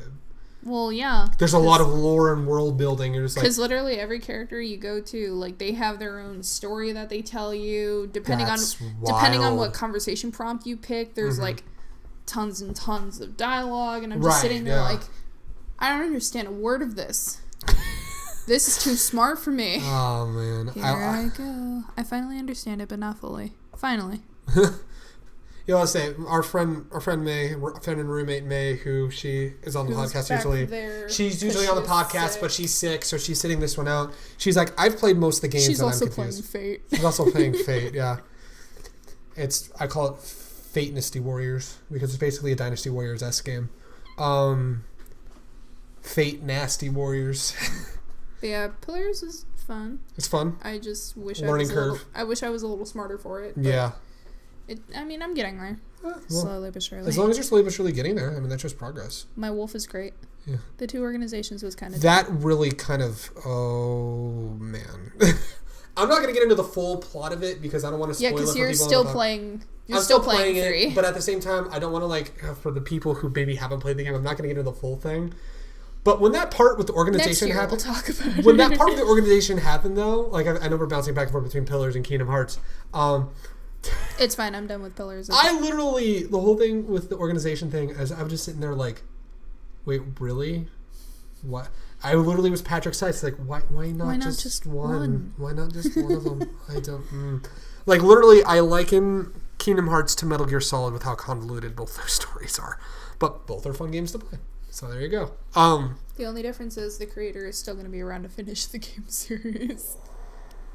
But they're both evil. Which evil's more evil? Anyway. Anyway, okay, so we're gonna next topic because we need to wrap up. It's final topic because we'll talk conventions and stuff like that when the three of us are here, so we can get people hyped for what conventions we're going to. I will say really quick, you can catch us in March at AniFest and then Saturday of WonderCon. Mira, shut your mouth. Mira, shut your mouth. Anyway, so the last thing we're going to talk about is actually just a fun little conversation because the last episode that we put out for Hardest Reset was episode 4 of the Homebrewers. Mm-hmm. And for those of you who maybe haven't been catching up, Homebrewers is our Dungeons & Dragons series. It's like a homebrew of 3.5 and 5th edition ran by our friend Kanan. Us two are in it, and then we have our friends Suya and Chrissy who are in it as well, aptly playing characters with the same names. But yeah, that's. I think it's to lessen the confusion. Probably, but also like Chrissy and Suya are like their nicknames anyway, not their actual names. So at least there's that. But no, I just want to have a kind of a talk about like just homebrewers in general and just kind of how we're because you're playing 2 different campaigns right now. And, you got your campaign with all of us for Homebrewers, and then you got your home campaign, which that I say, the one you do over Facebook Messenger or like with a Facebook video with your friends from Missouri. But it's like just found your stream. You guys seem chill. Definitely coming back. Oh, thank you very much. I'm so Are glad you telling me Suya's name isn't Suya? No, that's his nickname. No, Suya's his nickname. Yeah, we're not going to say his actual name. He does not go by his actual name. That's why. But if you call him Suya, he will answer to Suya. He's so... His name isn't Suya. Roman's been with us for so long that he says, I feel the betrayal. But yeah, no. I feel like his comment about the lore just needs to come back to him. Is it Bob? No. No, it's not. Yeah, no. Shout out to Sensei. I'm glad you're enjoying this. Definitely, thank you for that. But no, so with Homebrewers, like the that revelation. Yeah, that revelation just derailed what I was going to talk about. No, it's just like you're playing like because for those who don't know, you moved out here from Missouri. And live out here in California now. And then it's one of those things where... It's coming on 8 months. It's coming on 8 months now. That's pretty wild. Next year you're going to tell me Greg's name isn't Greg. You're right. It's Gregory. It's not Greg. I was going to say your name is actually Bob. Oh, yeah, right. My name is actually Bob. One last thing. I think a lucky emblem in the background. Sorry. Oh, boy. Find a fucking lucky emblem. Oh, man. Oh, now you're going to make me look for a lucky... is it these? Oh my god, it could be. Oh, it could be. Oh, Even- shit. Even if it's not. Yeah, right. And first edition isn't first edition. It's actually all an elaborate ruse. We're all the same person. Whoa, now. No. Anyway, so, you know, you guys... I moved from Missouri. You moved from Missouri. We were so sidetracked, but it's so much better this time around. So you moved here from Missouri. You know, you're born and raised in Missouri. And you're doing a second D&D campaign with your friends in Missouri. And you're rolling the opposite character, basically. It's like you're basically... They're literally polar opposites Yeah, of each other. you're a tiefling paladin in your Missouri campaign, and then the halfling cleric who Kanan gave a depressing backstory to. Why Kanan? Everyone... She was fine on her own. She didn't. I need a liked your depressing original backstory before he threw in all of that shit. tiefling bestling. Yeah, right? But yeah, no, it's like with my cleric, I didn't want to give her a depressing backstory. Like, she was my happy character. She was the one that's like, her main purpose was supposed to be, I'm just going around helping people. It's like her biggest conflict was that she switched domains because she wasn't satisfied with what she was doing. What's hot? Love watching D&D is on the same channel. It is. The only thing that sucks is... Rob loves his warlock. Yeah. Rob loves his... Warlocks are pretty great, too. Hey, demons, it's me. Yeah, boy. Yeah, boy. But yeah, we stream the Homebrewers on this channel as well on twitch.tv/GreatExcitingGamer Twitch, since this is also going on YouTube. But the thing though is, like, you know, I'll say admittedly, I will say this: we're not that good. Well, not just that, but like we're new. There's like D&D, the scheduling's all over the place for Homebrew. Unlike the podcast is every other Sunday. We stream podcast. It's supposed to be every other Sunday. We're doing it on a Monday because we're Greg is shit. Yeah, Greg is shit. Yeah, hell. We don't have a set schedule for when we do the episodes for because Homebrewers, our DM and our other two players, they live a little further away, so and they we also have still to work retail, and they have differing schedules and stuff like that. Two of them have work. One of them is going back to school, I think. So like also there's only the one person who drives the three of them. So yeah, we have to work around their schedule. Mm-hmm, yeah. So like it can vary. This is why we only have 4 episodes so far instead of more. Oh, I would have loved my eventual goal is we have podcast one weekend and then Homebrewers the next weekend. That would be my goal. We would probably have more episodes if our DM wasn't so opposed to doing it online. Yeah, that's what I was saying. Do you alert followers? Yes, absolutely. We alert followers when we are about to go. We push notifications. Oh yeah, we definitely push notifications specifically, especially because I like the way that Twitch does the follower alerts for everything. It makes it easier. Just like we can push everything out and be like, hey, we're doing D&D today. Here's everything that's going out, and then execute Kanan. Execute Kanan. Yeah, absolutely. But yeah, we've proposed doing it over Skype, and he's just vehemently against it. He feels like you need to be in person. I don't know what it is. I definitely, especially with places like Roll20, like we would be able to have a consistent schedule with that. Which that's honestly, I would say, one of the biggest flaws is that fact that we don't have, because I would love to tell people, hey, every other Saturday on... Rob is DM now. There you go. But I would love to tell people, hey, every other Saturday on Twitch, come chill with us. We're doing Homebrewers. Then the opposite weeks, every other Sunday would be podcasts. It'd be awesome. Nice meeting you guys. I gotta go. Oh, man. Have a good night, Sensei. Have a good night, Sensei. Thank you very much. Yeah, just keep posted on the... on the alerts. On the alerts, we definitely let everybody know when we do D&D. But tying into the whole D&D, the whole roll a dex save. Roll a dex save. Fuck, I need my dice. But anyway, so it goes away. I'll roll the dex save after the podcast. I'll let you know what the dex save is. But basically, make it good. My whole thing is that's one of my flaws. And like I tried asking Kanan, like, what's the deal with why you don't want to. He's like, he just has this whole thing. It's like, it's better in person. I like having everyone in person. But his other reasoning is, and I actually had a conversation with him about this a while ago. And he's just like, he wants to use D&D as like a reason for us to hang out more. Yeah, but I mean, scheduling is a thing. That's the other thing and that's something that I'm working on with him. Because like if we were to do like a Saturday night, like we're all on Skype or Discord or something like that, and we all get on and we use like Roll20 just so he can draw everything out. Rob needs to play more D&D. We all do, honestly. Robert, you could DM something for us, I would assume. Yeah? We could put something together. That'd be fun. That way we can do it over the internet. Yeah, that'd be a lot of fun. But no, it's like the thing I wish Brad would, that Kanan would take into account is just that we're all adults. We're all gonna have varying schedules. Yeah. And especially with him working retail. Yeah, you never know.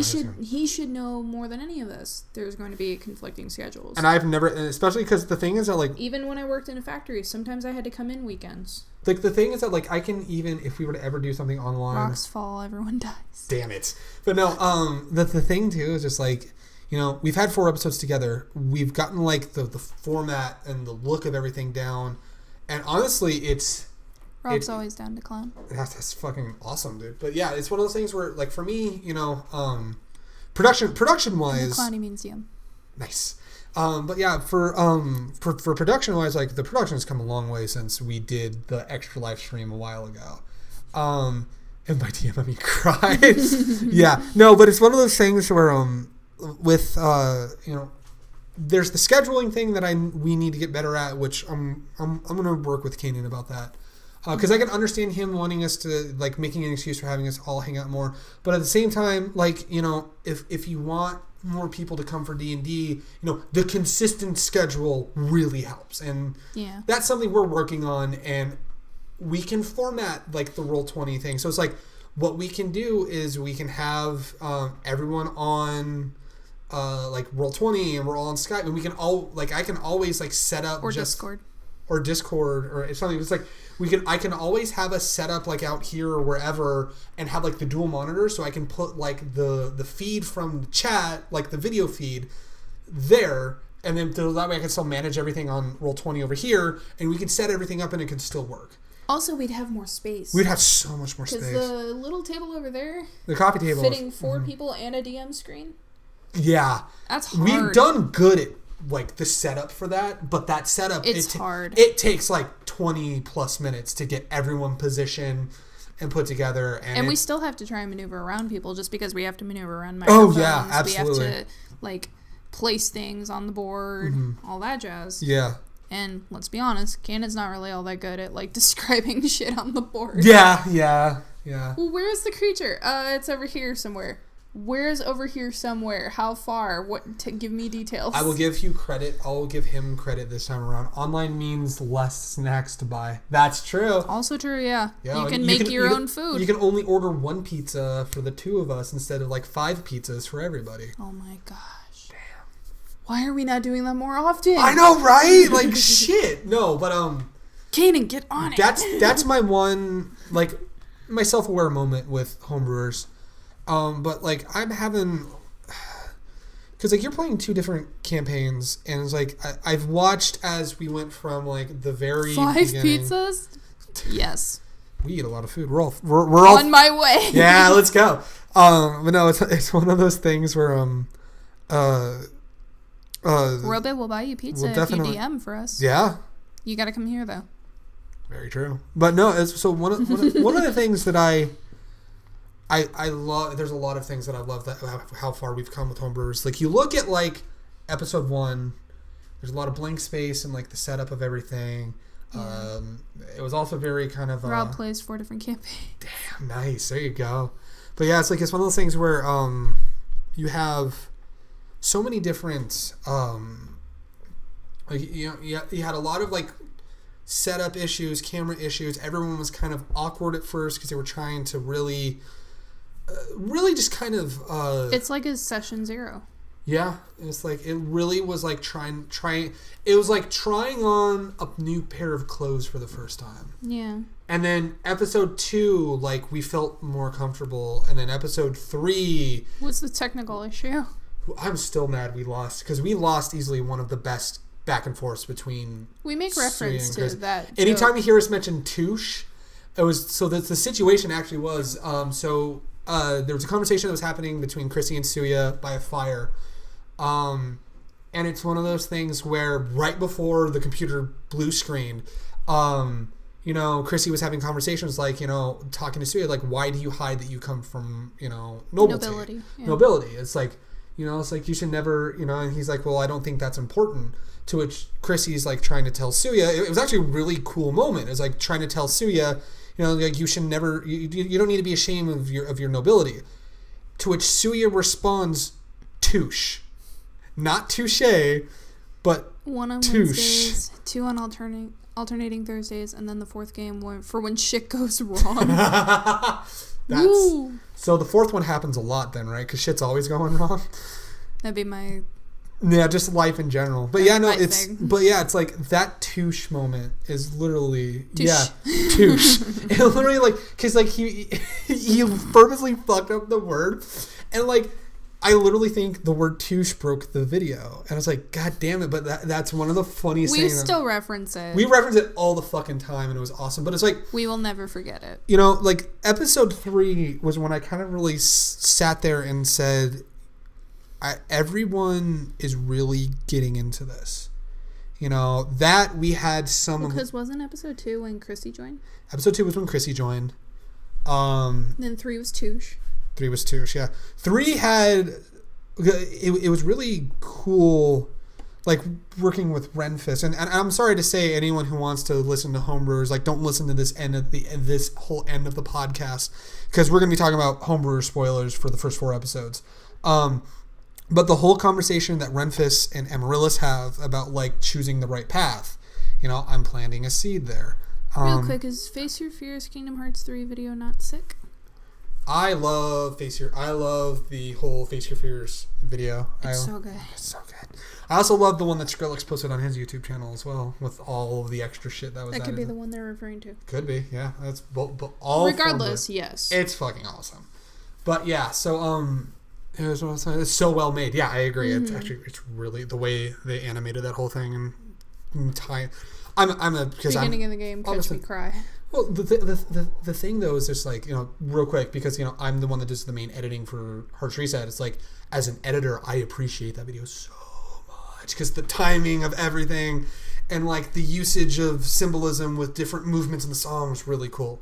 But anyway, so tying back to the whole conversation, Mm-hmm. we had the conversation about are you sure you're going the right path? You know, it's like having those stories, because I'm learning more and more. I very much like the story and stuff. It's not that I don't like combat. I'm not good at combat. You're a story person. I'm also a story person. I love the story. I'm definitely, if we're going to go in terms of Critical Role, definitely a Liam O'Brien kind of guy. Suya's a lot like Travis Willingham. He wants to get in the thick of it. He wants to do the fighting because he loves the combat and he loves the... I mean, he's a human fighter for a reason. Yeah, basically. But it's like also, you know, this time around as well, like, you know, tying back to the whole Travis Willingham thing, like Ford has a lot more story to tell than Grog. Grog had He's his also thing. got more intelligence. He was so thankful he had more intelligence with his character. He's like, I got to speak actual sentences. Although the best part is that for the search for Grog, like, you see Travis. The funny part is that because this search for Grog He's trying really hard. Well, the thing is the search for Grog. So Grog's away somewhere, you know, in Pandemonium, and obviously Vax isn't there. So Liam and Travis actually played 2 new characters that go with the rest of Vox Machina to get Grog. But intermittently, there's like cuts back to Grog, and Travis gets so excited. He's just like, oh yeah. And the best part is that, like, Ashley was at that show too. Good. So Pike got to be there. Hey buddy, you're a monster. They were all so happy to be back. And then Sam Riegel brought out a skeleton with a raven's cloak. Yeah. At Sam Riegel. Or excuse me, at Ram Siegel. At Ram Siegel. Why?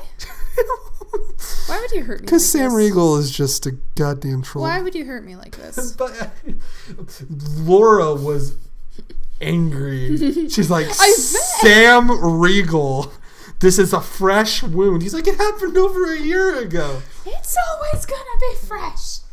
I think he straight up said, he's just like, we all have skeletons in our closet. It's like, oh. Implying that Vax is in his closet? At Ram Siegel. Would you care to explain this? But anyway, so Critical Role talk aside, now that I think I've also inadvertently spoiled the first campaign of Critical Role, rip. Rip. Anyway, no. But yeah, it's like we all have our different play styles. Like like what play style do you like for Amaryllis as opposed to like with your for Silas, for example? Given the fact that Amaryllis isn't too good at attack rolls, definitely more story for her. Definitely more story. Now, is Silas on the other hand? Silas is a tank. Silas prefers combat. Very much so. She's a lady of few words. More like of no words, because... I mean, telepathically a lot. Telepathically nice. Yeah, there you go. 10 10. Telepathically a lot more than usual. There you go. But, yeah, so... You know, we all have our different, like, ways of doing story, and I think episode 3 is when we all kind of... Like, it finally started to click. And then this last episode, episode 4, Sorry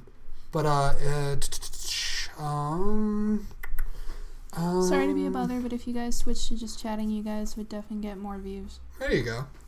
We'll definitely keep that in mind for next podcast and all that fun stuff. But anyway, so yeah, it's one of those things where sorry. No, it's one of those things for me. Like episode 4, I think, you know, it was a 2-hour session, and I understand why, because, you know, we're getting to the island where the door was, you know, and it's one of those things where, you know, you get to the island, and with the island, you get, you know, there's going to be this big old thing for this fucking door. And, you know, obviously he's cutting it off there because we're about to get into a dungeon. Like, It's gonna be long. if he stopped it before we even got to the door, it's like, okay, this is more than just a door. There's going to be a massive dungeon and stuff like that. But it's one of those things where I definitely feel like, yeah, I definitely feel like it's, Coming together. episode 4, and I tried something different for, Renfis. You know, like, very much, you know, the back and forth kind of moody shit that he's had in the past. But it's like, I made a conscious decision for episode 4. Let me play him slightly differently. And instead of, like, a depressive... Okay. Instead of, like, a depressive, you know, set, it's like, you know, what if I pulled some of the, like, the anxious stuff? You know what I mean? But... You know, you're going into the restroom right now, so I'll just kind of talk about my own shit, and you can leave the door open, whatever the fuck, so you can hear me. But yeah, so for those of you who don't know right now, I'm on my own. Mira needed to step away for a moment. But yeah, so I tried something new with Renfis, and you know, I was like, I'm gonna go pull more from my personal life and just more like an, not like depressive, but like anxious, if that makes sense. Just because it found a roll for performance, Greg. I don't even have to roll. That's gonna be a nat 1 right now. No, but yeah, it's like I tried something instead of, like, you know, the depressive thing. It's like, what about like the anxious, like playing a more anxious, and like it felt more natural to me, and it was really nice, and it was, if I'm not punching the microphone. It was definitely a nice change of pace, and I definitely feel like that the 4th episode of Homebrewers was really, really, like, I'm really like, okay, I think I'm finding how I want Ren to be, actually. And then the combat, like, our combat was awesome. You know, we kicked people's asses, and I was completely useless in that conversation. So, yeah, it's, God, babe, I'm floundering. Hey, May. Hey, May. And I can't hear you. Sorry. But, yeah, I'm, like, floundering right now because I'm all alone. I can't do... This is why I don't do solo streams. But anyway, so, the main thing I'm just saying is just, you know, it took a...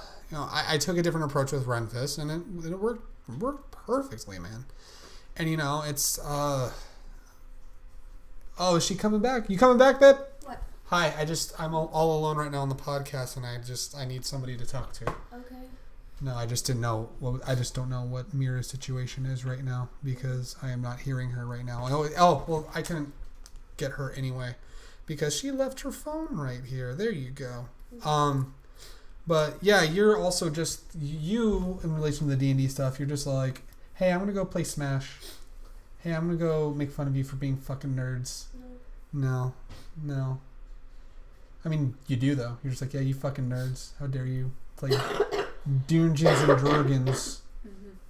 Well, I'm certain even you may. You've probably seen at least like each session, like shit gets better and better, and like the presentation gets better, and like getting in it. Because what I was saying is, it's like I played D&D is for losers. I mean, look at me. Yeah, it's just trying new things, stuff like that. I think she's coming back. Thank you for standing in, Meh. Greatly appreciate it. So I have someone to talk to. I would never be caught dead playing Dungeons and Dragons. Well, I mean, you did say you were gonna DM for us, Robit. So there is that at least. But actually, give me one quick moment as I shout out to my girlfriend. Everything going okay, babe? I'm coming back. Okay, alright. I was floundering talking to myself for a few minutes, but I'll go back and no proof. Robit, you said on the chat, he says that he would never get caught dead playing Dungeons and Dragons. Bullshit. He said he was going to DM for us earlier in the podcast. Well, he said he does 4 campaigns, so... He did also say he does have 4 campaigns, so I think the proof is in what Robit has said, my dudes. Anyway. Robit's still going to be like, no proof. Still Anyway, no proof. So what I was saying, and I kind of talked about it, and I'll just recap it with you so it actually makes sense. I tried something different with Renfis. Instead of going like the depressive way, I went like, pulling from personal experience, more like an anxious, like, headspace. Which to Lies and salamander. which to me sound like just felt way more natural, and can also justify like the some nights getting drunk and spewing his life story, which there's actually a plot reason for that. And then the other nights of just being able to let loose and have a good time.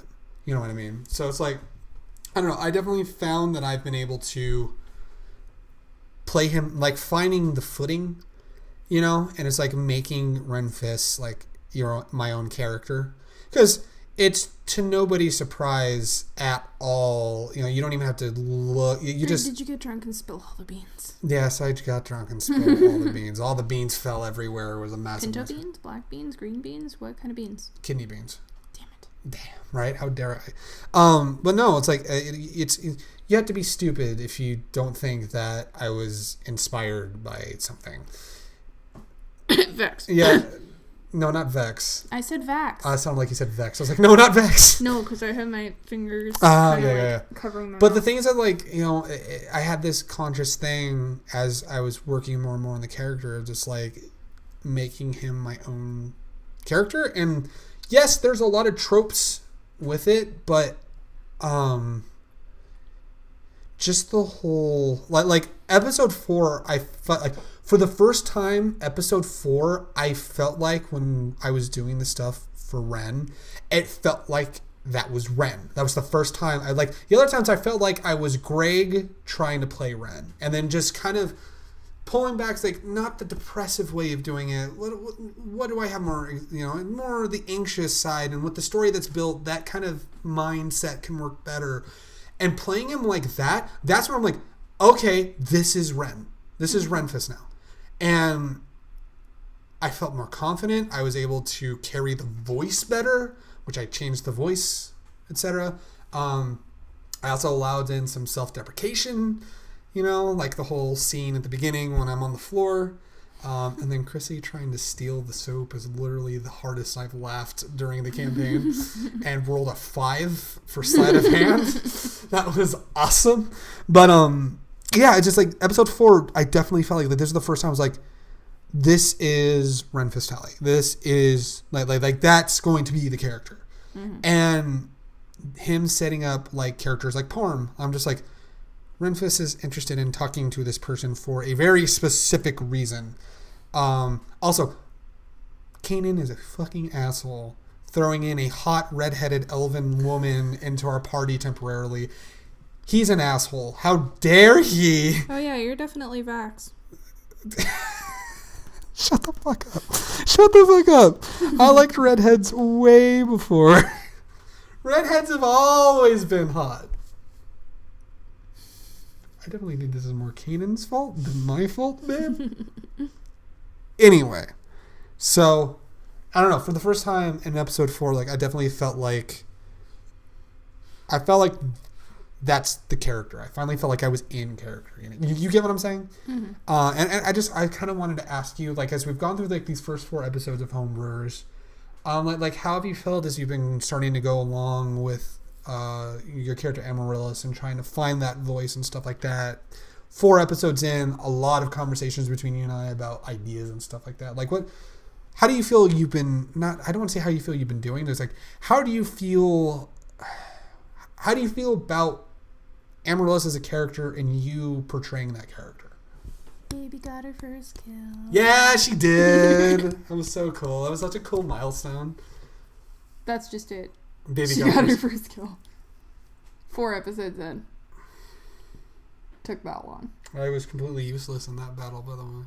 But no, seriously, like what? I mean, it's a trade-off for the one before that where I nearly died. True, very true. Yeah, you were awesome in that fucking battle. No, this is like, what has it been like, developing Amaryllis, and like, do you feel like you have more of a hold on the character and stuff like that?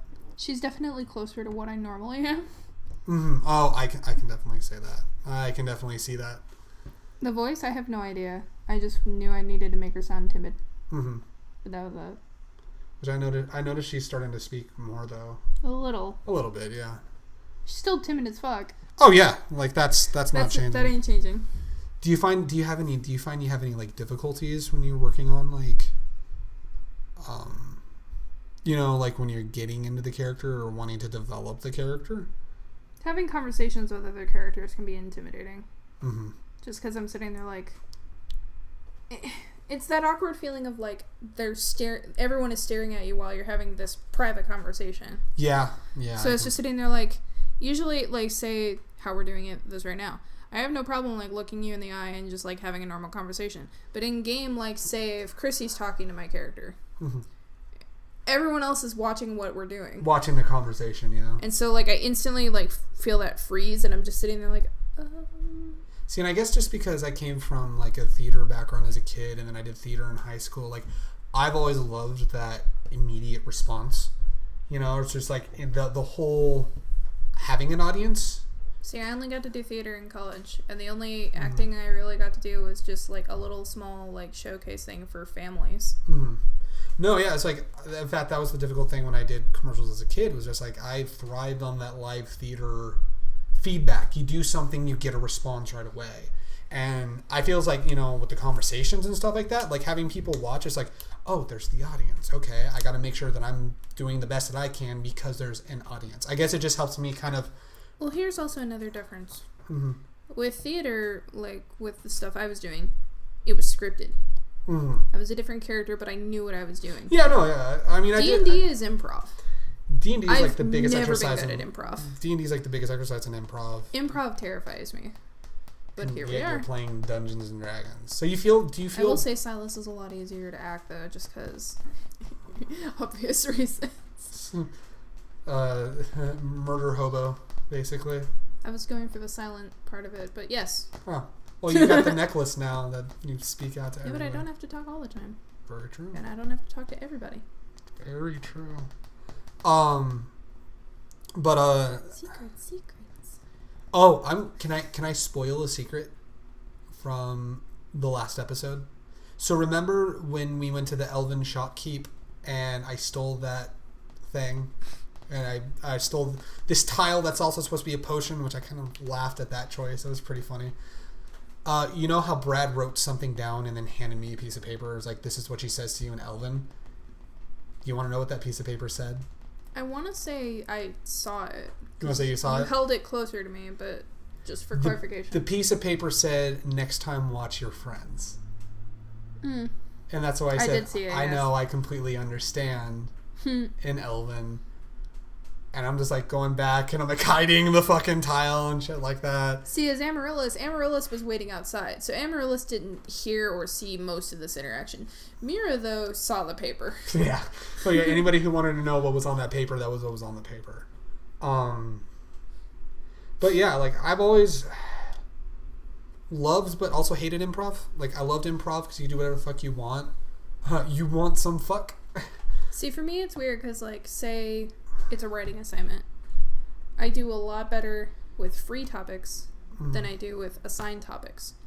Yet with acting, I do better with scripted work than I do with improv. Well, improv takes just a whole other level of skill because you just need to know how to be like How to be funny. well, just how to be ready for the unexpected because that's basically what improv is people who are ready for unexpected all the time. With me still learning all my shit in like my spells and everything, I'm just sitting there like I'm always like flipping through pages. I'm sitting there like, fuck, I don't know what I'm doing.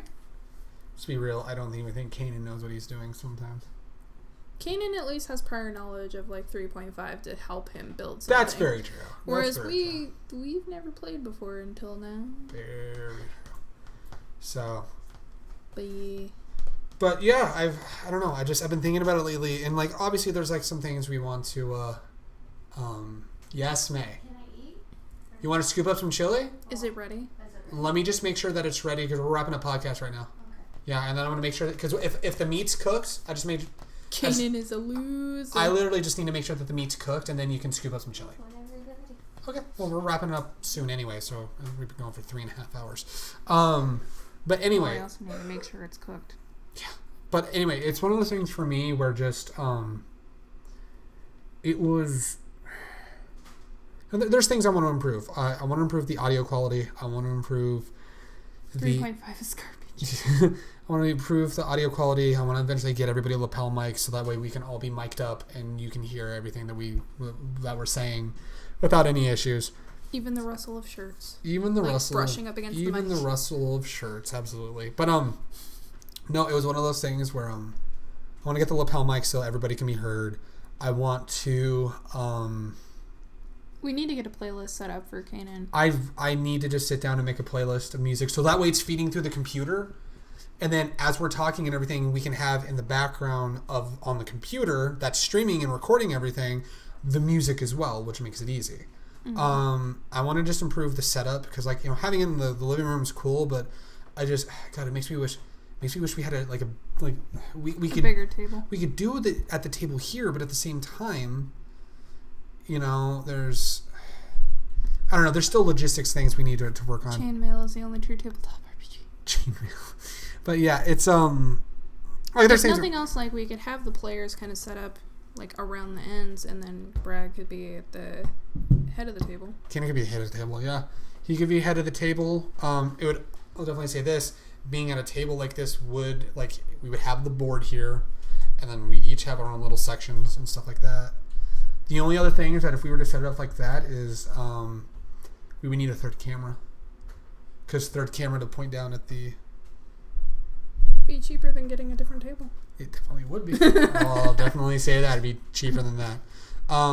But yeah, like I eventually want to, because if we have the lapel mics, we'll play around. We won't have we'll have an extra USB port because we won't have all these cables and shit. It'd be literally be the lapel mic mixer into the USB, and then from there, just all the mics would be clipped to us. So that's my next big thing is doing that.